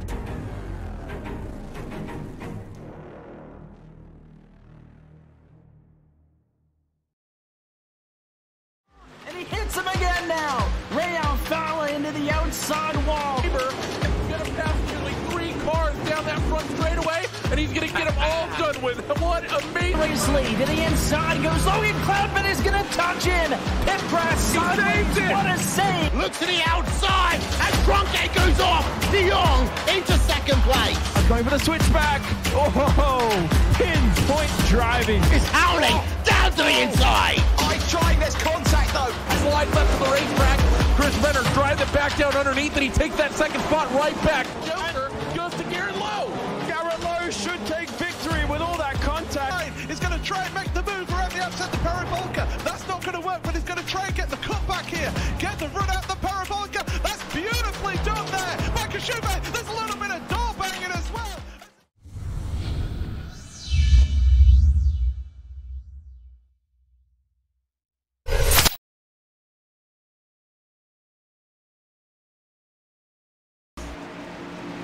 And we are back live here at Daytona as they are 2x2. Getting ready to get the things going. And reigning champion Bob Lacovara finds himself in the lead here, Tony, as it's your turn to get us going here, sir. So Lacovara's got the lead. He's got his teammate, the world's fastest hippie, Mike Whitaker, right next to him. They both got fast repairs left, and those two have worked well together in the past. Don't expect anything different to happen this time, as look for those two to try to join up and get away from Tyler Vickery, who has a car in between himself and his teammate, Chris Bouchard, who sits in 7th right now. Pace car getting ready to make that lazy left-hand turn as Lacovara is going to have the button. Pace car's in, and we are back underway. Lacovara holds him up a little bit. Outside line gets stacked up by Jordan Berry as that inside line gets a great jump. The outside line was actually stacked up by Mike Whitaker. He just did not get them going on that restart. And look at Tyler Vickery trying to make a hole for himself on that inside line. Not going to make it work though, as Bob Lacovara, the reigning champion that he is, shuts the door in his face. And here comes Kyle Gilbert to the outside now, being pushed by, I believe, John Jenkins and Chris Bouchard first and foremost. Well, Kyle got shuffled out there. Kyle Gilbert right now.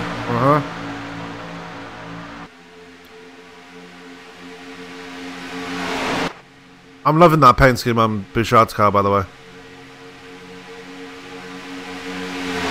Only because I'm the one that made it, but you know. As Kyle Gilbert trying to get a nose out in front of Bob Lacovara. Lacovara not keeping it steady on the bottom line though. Needs to be careful. As he's being pushed by Martin just took him behind the wall. He's officially done. Yeah, Gavin Martin is out of this event as we now have 20 cars left running, as Michael Warren is 3 laps down because of these connection issues. Kevin Pasky obviously is a sitting duck right now. He's back in 16th place with that damage on his car. No fast repairs either, so he's going to be really... Pasky just dropped like a stone. Yeah. He's not going to get that speed back in the car unless he pops an engine, and I don't think he wants to do that right now. Probably not the best course of action. So Bob Lacovara got a nose out in front, getting the living daylights pushed out of him by Tyler Vickery. Vickery doing everything he can to make sure he can get a nose out in front and maybe jump up to the high side and help himself to a big push from Kyle Gilbert. But Gilbert still keeping it wound up on that high side. He's got Jenkins and Bouchard pushing him. And Jordan Barry's right there as well. Oh, someone's drifting down the track. Put it on the hauler. Yeah, we know. Ease, hang on to her, kids. Yeah, Bouchard and Jenkins having a bit of an issue there. And just as I mentioned, Tyler Vickery jumping to that high side to help out Kyle Gilbert. And a lot of people getting shuffled out there as Chad Whitnam moves his way up into the top 6. And Jared Lawrence is right there again as well. Oh, there's a storm of brewing up here. Whoa, and it almost unfolded right there. But, man, the 5 thought better of that, and he gave Tyler just a little bit of room. They came down a little early, but the 5 gave it to him. Good call there by the 5. Yeah, Lacovara proving why he is the reigning Grand National Champion. And there it is again. Bang. Another big one. Oh, Lacovara's just got into the wall. Super. He's just gone down to the grass to avoid it all. Big damage on the 5. And that's involving Kyle Gilbert again, I believe. Take another look at that.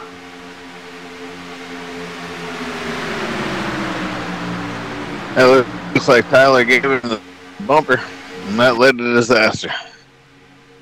Yeah, you see them just coming towards the line there. You're going to see the accident happen just before the line. Got it all wrong. And bump drafting 101 needs to be administered here. And the 5 actually did a good job not making any contact when he went down to the inside in the grass. All that contact. Oh, he did some wheel hop in there. So that's didn't laugh, but funny seeing that replay live as you're calling it. But he did a good job of not hitting that wall down there. He got most of his contact while it was all going on. Somebody got in the back of him and spun him up into the wall. So caution number 6 is out here at Daytona. We had some good racing for the most part of the race, but again, it's just another case of this being a long race and people starting to lose their heads right now. Yep, 300-mile races, man. They can wear you out. I know how I felt after Wednesday night's race. Yep. So your top 5 right now: Chris Bouchard has the lead. Jared Lawrence is in second. Jordan Barry third. Chad Witt is fourth, and Mike Whitaker is in 5th place despite having that bad restart. Doug Thompson 6th, and 7th is Jeff Hollingsworth. Tex Perry is 8th. 9th is Hunter King, and rounding out your top 10 is David Bigger. Remember, Bigger was involved in the caution before this one that just came out, so good to see him out there. And Joe Morganti running around with a broken car right now. I'm guessing he must have finally used up all his fast repairs because he's not been in to fix it yet. No, they're only just making the pit stops now, so they all just made a liar out of me.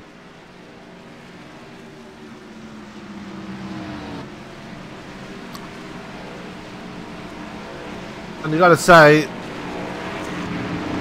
the more and more these cautions keep coming out, the more it turns in the favour of, we could actually get a shock win here, you know. Kyle Gilbert just hand grenaded his engine. Yeah, that's his night done. We know for a fact that Kyle Gilbert has used up all of his fast repairs.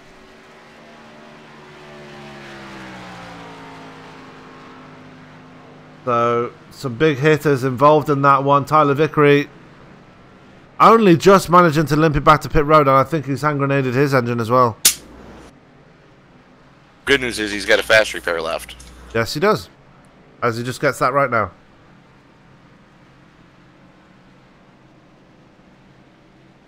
I'm loving the paint scheme on Johnny Antonucci's car. Shame we haven't seen it in over an hour. Still on pit road there. Goodyear number 59. I would love to have seen that out on track. Unfortunately, the connection problems for Antonucci prevented him from being out there.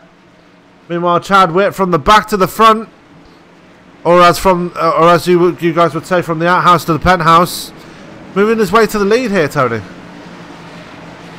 Good to see. It's got a little bit of damage on that car, but still good to see. And the pace car just disappeared for me.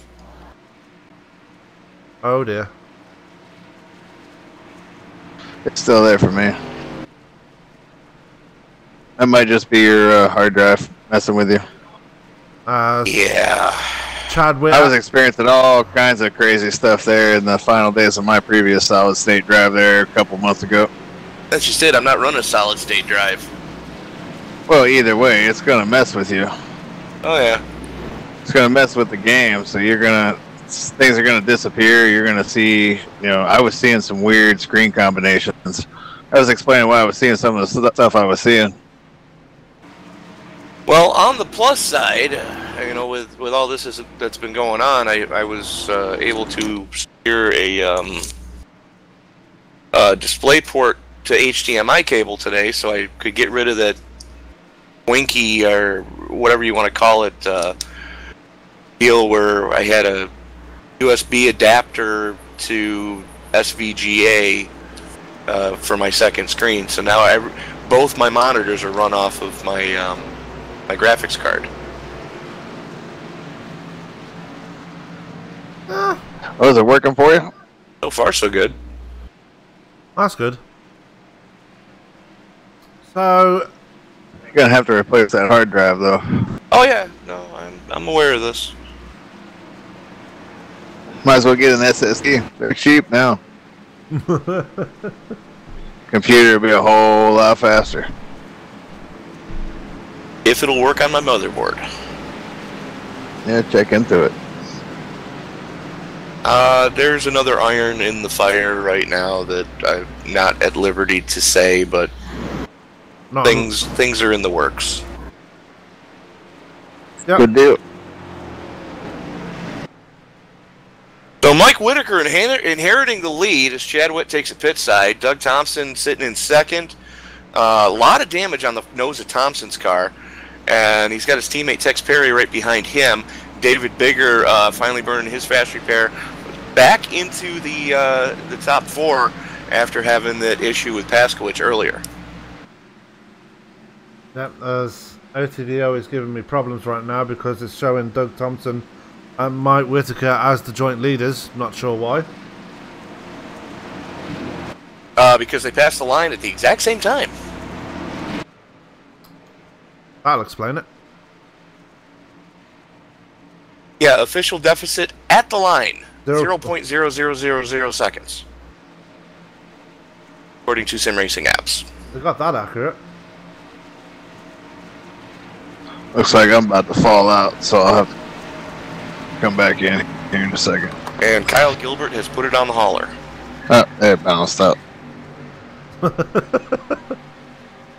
Daytona's causing everyone problems here tonight, even the broadcasters. So, yeah, Daytona problems as always.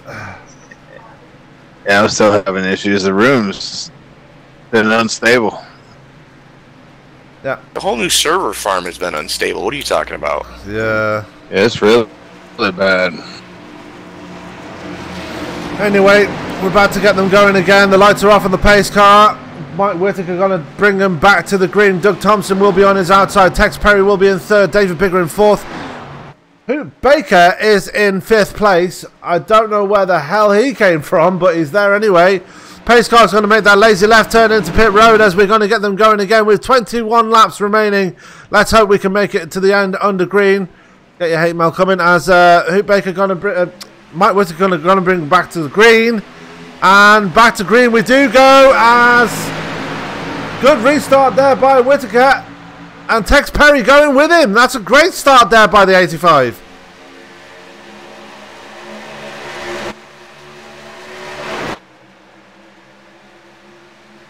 Well, that high line just cannot get organized at all. Now everybody just diving to the bottom now. Everybody wants to be on the bottom. I bet there's a lot of guys out of recess. I bet you're seeing a lot of that right now. They're not going to get double file for a little while now because guys are out of recess, and now they're racing with what they got.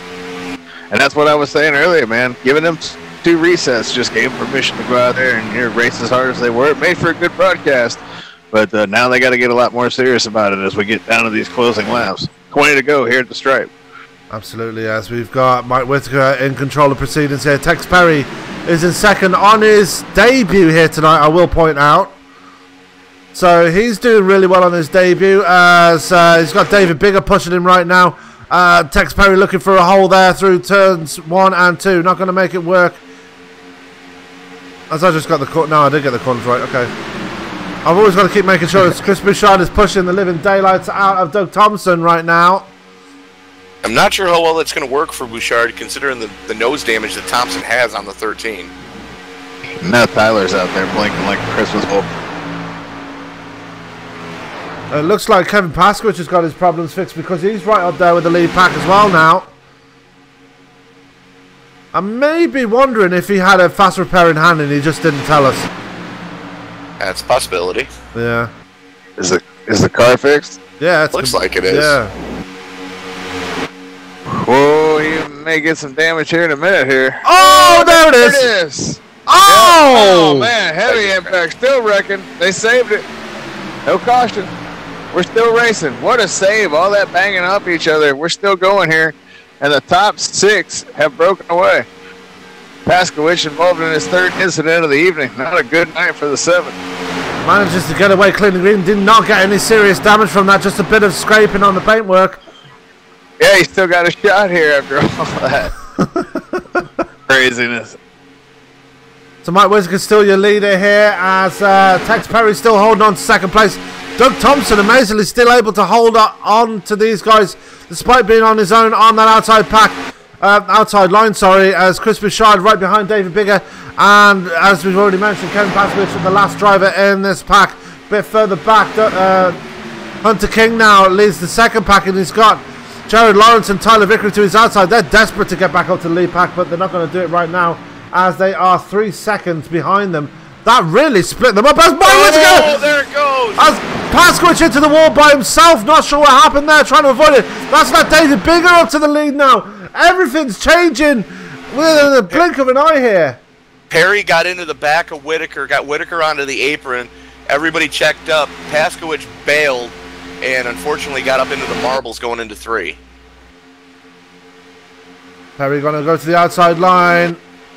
Bouchard going to duck underneath him now as Perry now all on his lonesome on the outside. Is he going to try and get Doug Thompson to try and help him? Thompson got that damage on the front of his car. Not going to be able to assist him at this point.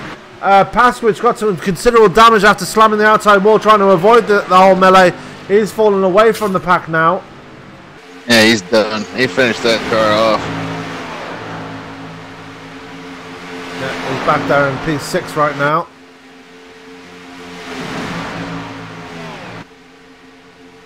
Five-car race for the win now if it stays green. We got 16 laps to go.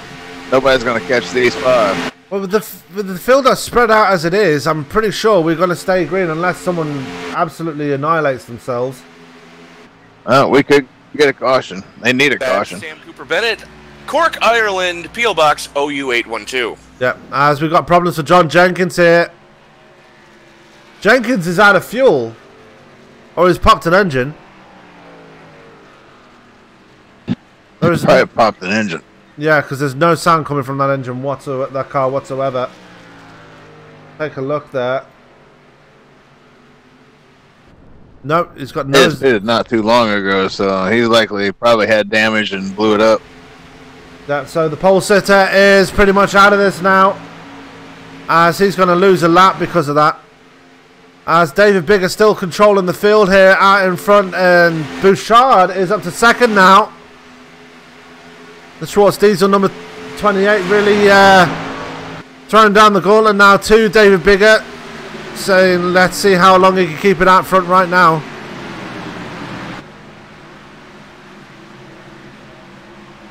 As with 15 laps to go, it's anybody's game from this top 5 right now. That'll be an odd man out. Yeah. Either that or that third guy option, or well, actually be an extra second guy pushing whoever's in the front, but it'll be a 3-on-2 situation. They'll have the numbers, so it just depends on who that guy decides to go with.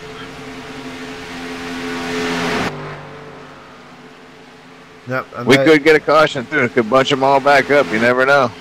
And Tyler Vickery doing everything he can to try and have a. Sorry, Scott. No, you're good. And Tyler they're slowly reeling them in. I'm sorry to cut you off, Sam, but I'm surprised by that. I'm surprised that they've been able to reel them in like that.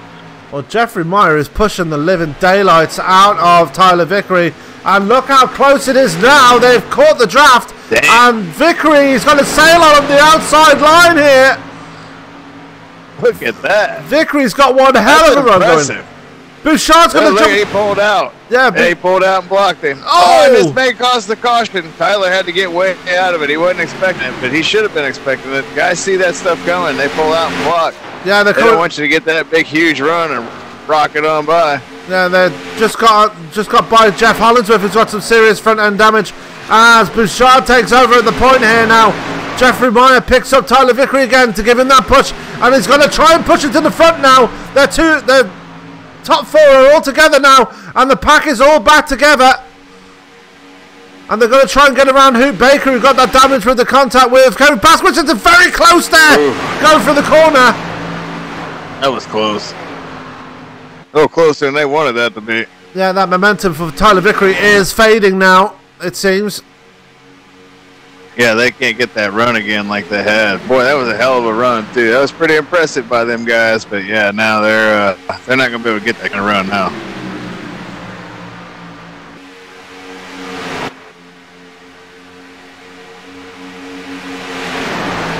And Kevin Pasky, with that damage he's got, falling like a stone, is all the way back down to P9 now. As Tyler Vickery gets a nose out in front, still being pushed by Jeffrey Meyer.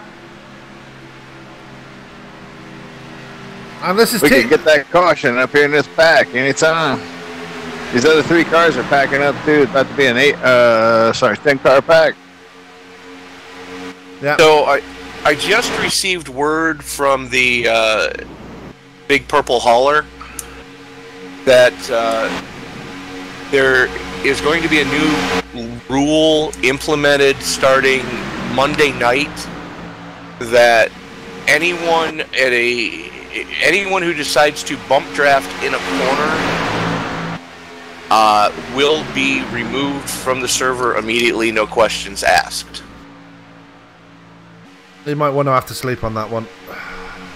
I'm just relaying what I was told by the folks in the Big Purple Hauler. Anyway, back to the race. Tyler Vickery has moved back to the point now and is being pushed by Chris Bouchard. So Vickery, with 10 laps to go now at the line, has the advantage here as the outside line starting to fade away here. Bouchard going to try and get to the point all by himself though. As here comes Tex Perry on the outside now trying to make his way forward.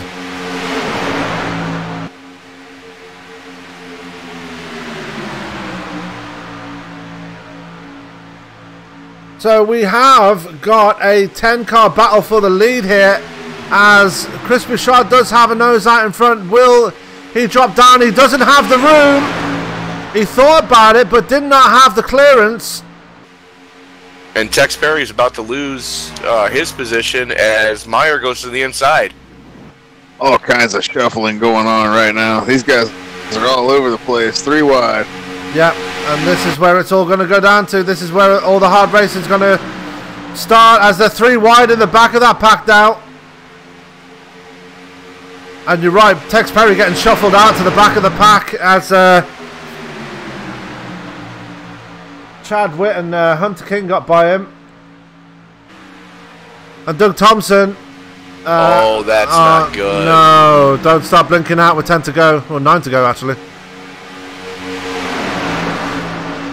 Who is going to make that big push to the front and take advantage of this, because it's been lockstep for the past 5 laps now.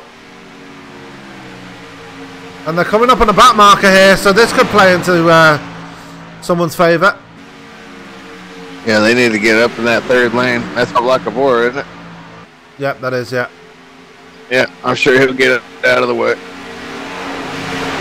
3/1000 of a second for Bouchard at the stripe that last lap.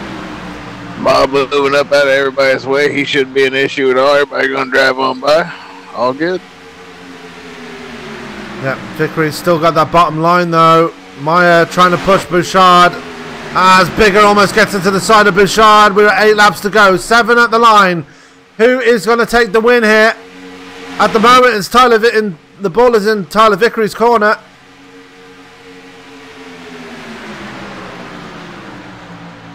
As David Bigger giving him a push now. Can Tyler hold on for 7 more laps? He's going to have his hands full. But you know he wants it. He's driving the wheels off the thing right now. Yep. Bigger question is, can his connection hold out, because he's been blinking like a Christmas light? There's been a lot of them out there doing that. Yeah, and 3 of them are running into the top 5. That's the scary part. And Michael Warren is at the back of that pack. Don't be confused. He's not on the lead lap. He is actually 2 laps down. I'm surprised he's still only 2 laps down despite being kicked out by his connection. Well, that timely caution really did help. Yeah. As these guys are coming up on a lot of back markers now, this could throw a monkey wrench in the works here as Jordan Barry drops to the apron, Hoot Baker drops to the apron. And it looks like they're coming up on Jeff Hollingsworth again. They are. They get around him safely. So 5 to go at the line, guys. It's anybody's game at this point. Tyler Vickery still has a nose out in front. Bouchard still trying to get that big push on the outside. He's getting that big push now as they come to the line. And Tyler Vickery still has the nose out in front here as he's now led 10 laps of this race. He's in the preferred spot right now. He just needs to keep doing what he's doing. The High Lions had trouble all night long getting organized, and now there's only 4 of them out there. So, and get your popcorn ready, kids, because it's about to get fun. Yeah, it's getting crazy. They're getting swervy. So here we go. Heart's pounding 1,000 miles an hour right now. Everybody trying to catch their breath and stay focused. Tyler's hoping the caution comes out. If the caution comes out now, it's over and he wins. Well, here's the crazy part, is that's his teammate on the outside line. And we know Bouchard is not going to give it up to he wants to win too. Yeah. Nope. They all want to win. All of them out there want to win right now, so nobody's going to hand it, buddy. You got 4 laps to go, and everybody's racing as hard as they possibly can right now for this win. Yeah, and the big question is, can Tyler Vickrick hold on? Last race win he had with this series was back at Talladega. And that seemed like a long time ago now. Well, look at it this way. You know, Vickery is no stranger to restrictor plate racing. Yeah. And he's proven that again now. Big again out of shape going through 3 and 4. And they're coming up on Pasky now. I believe. Yeah, they are.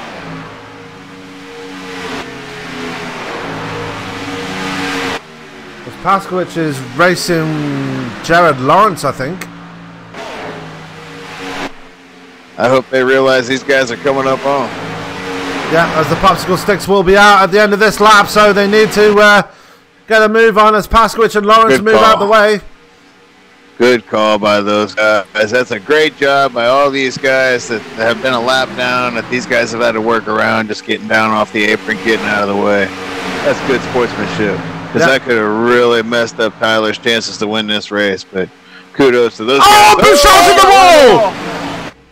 And the race, the race win just slips away from Bouchard as with 2 laps to go, the popsicle sticks around. The racing is going to get bigger from here as David Bigger is pushing Tyler Vickery to the flag here with 2 laps to go here at Daytona. Jeffrey Meyer has it. Oh, there it is! On the outside line. Oh, and who's going to get it? The white car, the white and orange car. Hunter King.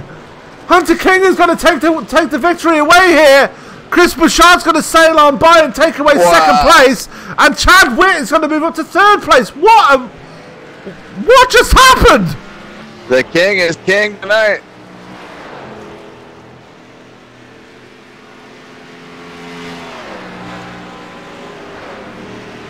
He just pulled a Mark Walker Houdini right there. A Mark Walker Houdini. I'm lost for words. White flag is out. David Bigger not caught the pace car yet. David Bigger has been removed from the server. Oh wow. Okay. And from the sounds of it, he's been removed from the league.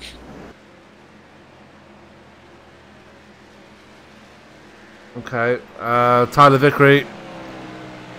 How he's got to be feeling right now. Dejected as all hell. Yeah. He had a race win within sight and it just got taken away from him. Hunter King, the luckiest man out there right now. He is going to be collecting the victory here tonight as they make their way through 3 and 4 on the final lap. Well, maybe if he can make it, the 27's pushing him right now, so he may not make it there. Wow. All right, gentlemen, I'm going to cut out of here. I'll let you guys handle the interviews. Pleasure calling the race with you, and I'll guys possibly on Sunday. If not, I'll see you soon. Okay. Good calling the race with you, Scott. As always, guys, you both have a good weekend. Yeah, you too, Scotty. Absolutely. See you Sunday. As Hunter King comes across the line, a very unexpected victory, but he'll take it. Hunter King wins the opening round here at Daytona. Chris Bouchard hanging on for 2nd. Chad Witt coming home in 3rd. That was... no words. Just no words. Absolutely no words. You really got a feel for Tyler right now. Absolutely. As we are going to, I believe, Sam, you've got the man of the hour right now in his low-budget TV Cardiac Grand National Series debut, Mr. Hunter King. Hunter, I don't know how to describe that one. You managed to get for the wreck and take away the victory here. How much do you feel about that one?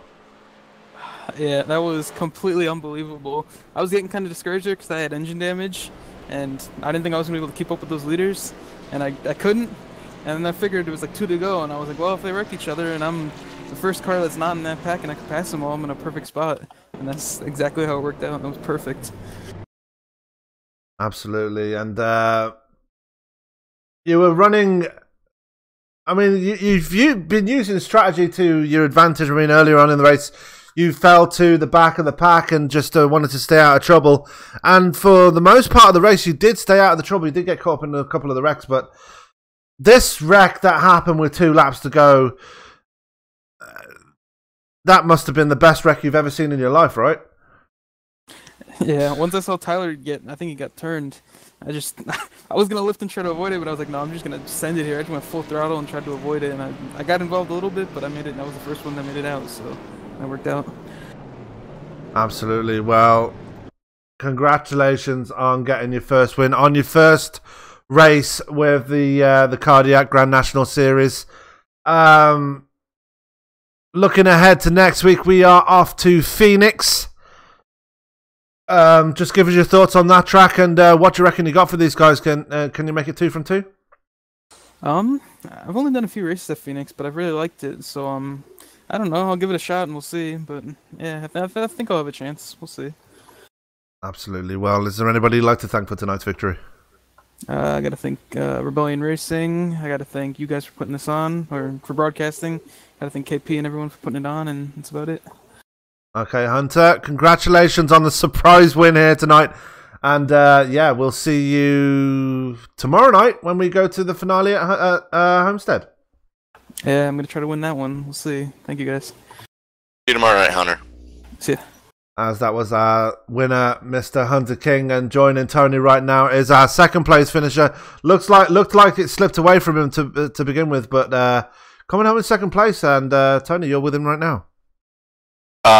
Chris, you got to have a lot of mixed emotions right now. You had your teammate in position to possibly win it. You were both in position to go 1-2, and then coming through the trioval, you just ate the wall with popsicle sticks out.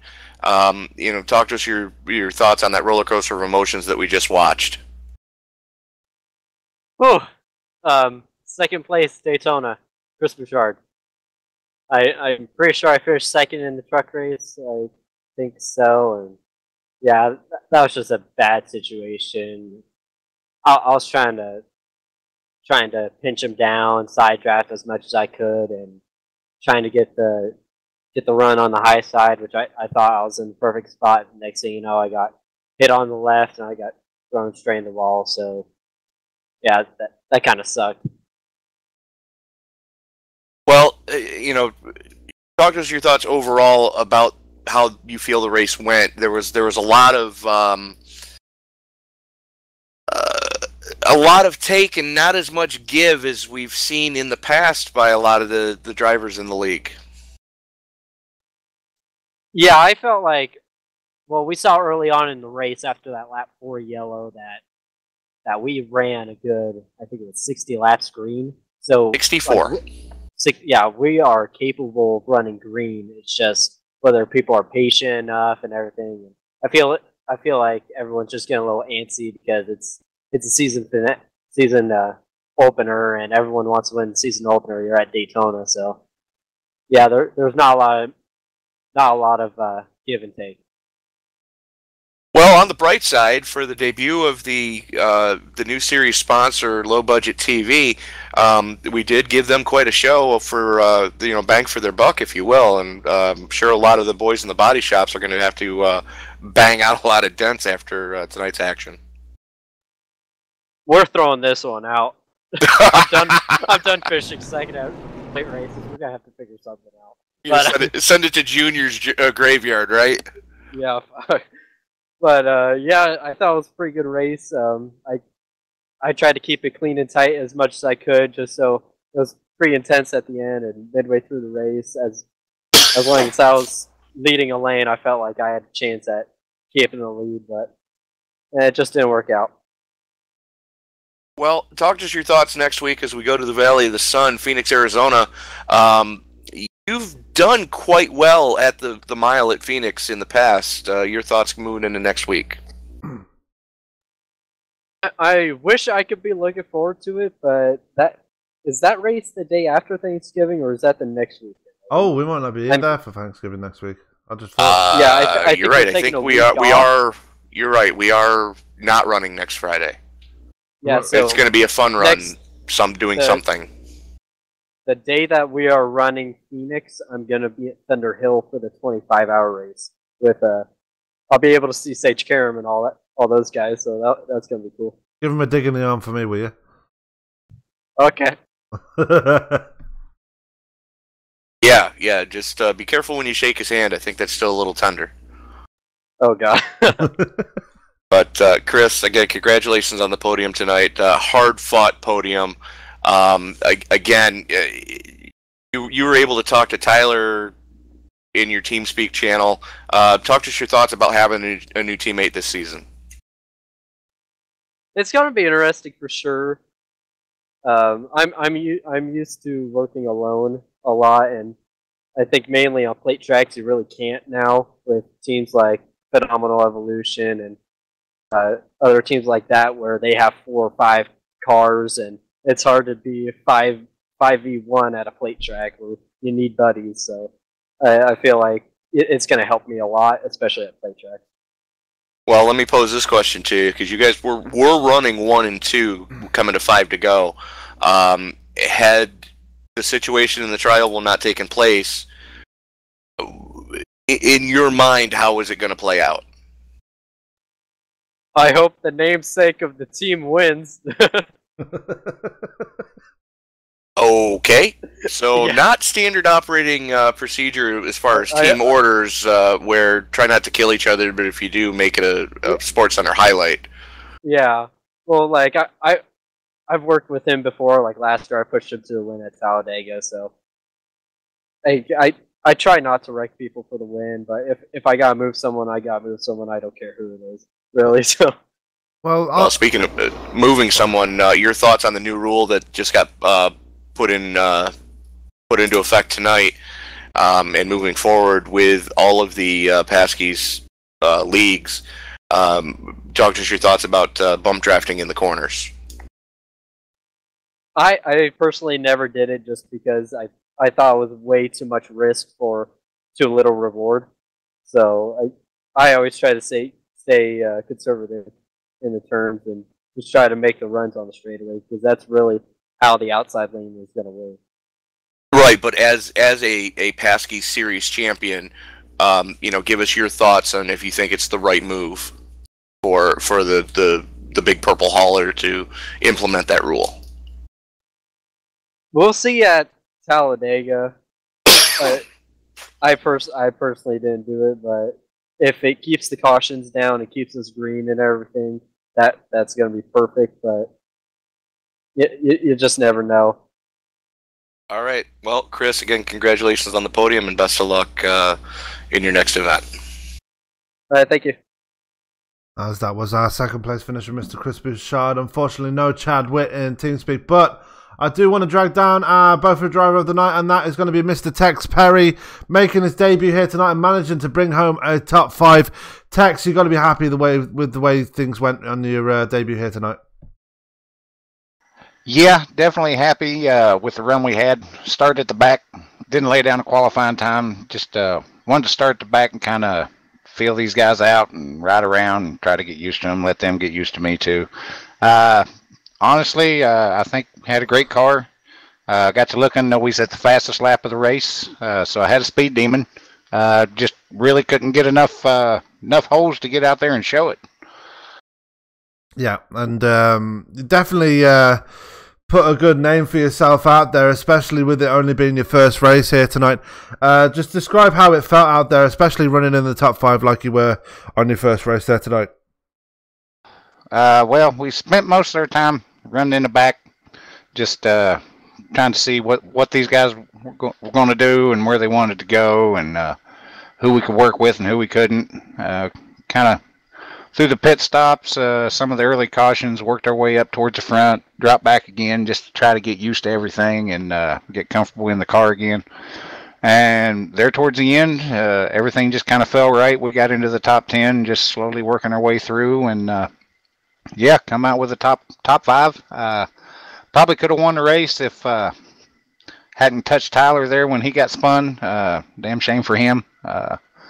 Hope he still come out with a top 5. Very, very proud of him. Definitely showed a lot of speed and a lot of gumption for the kid. Proud of him. Yeah, speaking of gumption, we do have a big event happening tomorrow, Tex. Tomorrow we have the finale of the Major League Esports Catalyst Mint Series. Just give us your thoughts on that going into tomorrow night. Well, definitely after tonight, Hunter's got a lot of momentum going into tomorrow night. Kyle Gilbert had a rough night tonight. Hopefully can recover and be prepared to run for the championship tomorrow night. Marshall Newton, who wasn't here tonight, but he'll be running for the championship. It should be really good. Things have shaped up real well through the season. We're finally down to our season ender, and it really should be a great race for everybody. Now, Tex, we did touch base earlier on we kind of let the cat out of the bag that you're going to be running a special paint scheme tomorrow night. Talk us through what we're going to be expecting to see on the number 85 Dodge tomorrow. Well, November 14th, 1970 was probably the worst incident in college football history. A chartered flight out of North Carolina crashed on approach to Tri-State Airport here in Huntington, killing all 75 people on board, including the Marshall University football team, all the crew and fans alike. So we've decided that we're going to put the Marshall scheme on there for this race. May end up running it most of next season, but definitely wanted to do it for this race, with this past Wednesday being the anniversary of the crash. Well, kudos going out to you for that one, Tex, and I'm sure tomorrow will be a absolute barn burner. And before we let you go here tonight, Tex, is there anybody you'd like to thank or give a shout out to for tonight's result? Definitely big thanks to all the guys here at Pasky's and everybody that makes this possible. Definitely, and all these drivers. These guys are really amazing. I would be more than happy to run with them anytime if they'd have me back, or if they'd like to come over and join us. Absolutely. Well, congratulations on the top 5 on your debut here tonight, and also congratulations on picking up the Beaufort Driver of the Night, Tex, and. Yeah, we'll definitely see you tomorrow night, and we'll be definitely looking forward to that one. We will be there, hopefully with bells on. Hopefully we can eke out a win from these guys. And Tex, don't leave yet, because I got to talk to you after the broadcast. Okay. But joining us now also is one of the members of the Big Purple Hauler crew, Mr. Joe Morganti. Yo. Joe, talk us through your thoughts of what we just saw. I'm going to try and keep it as PG as I can, because I'm not really a happy camper right now.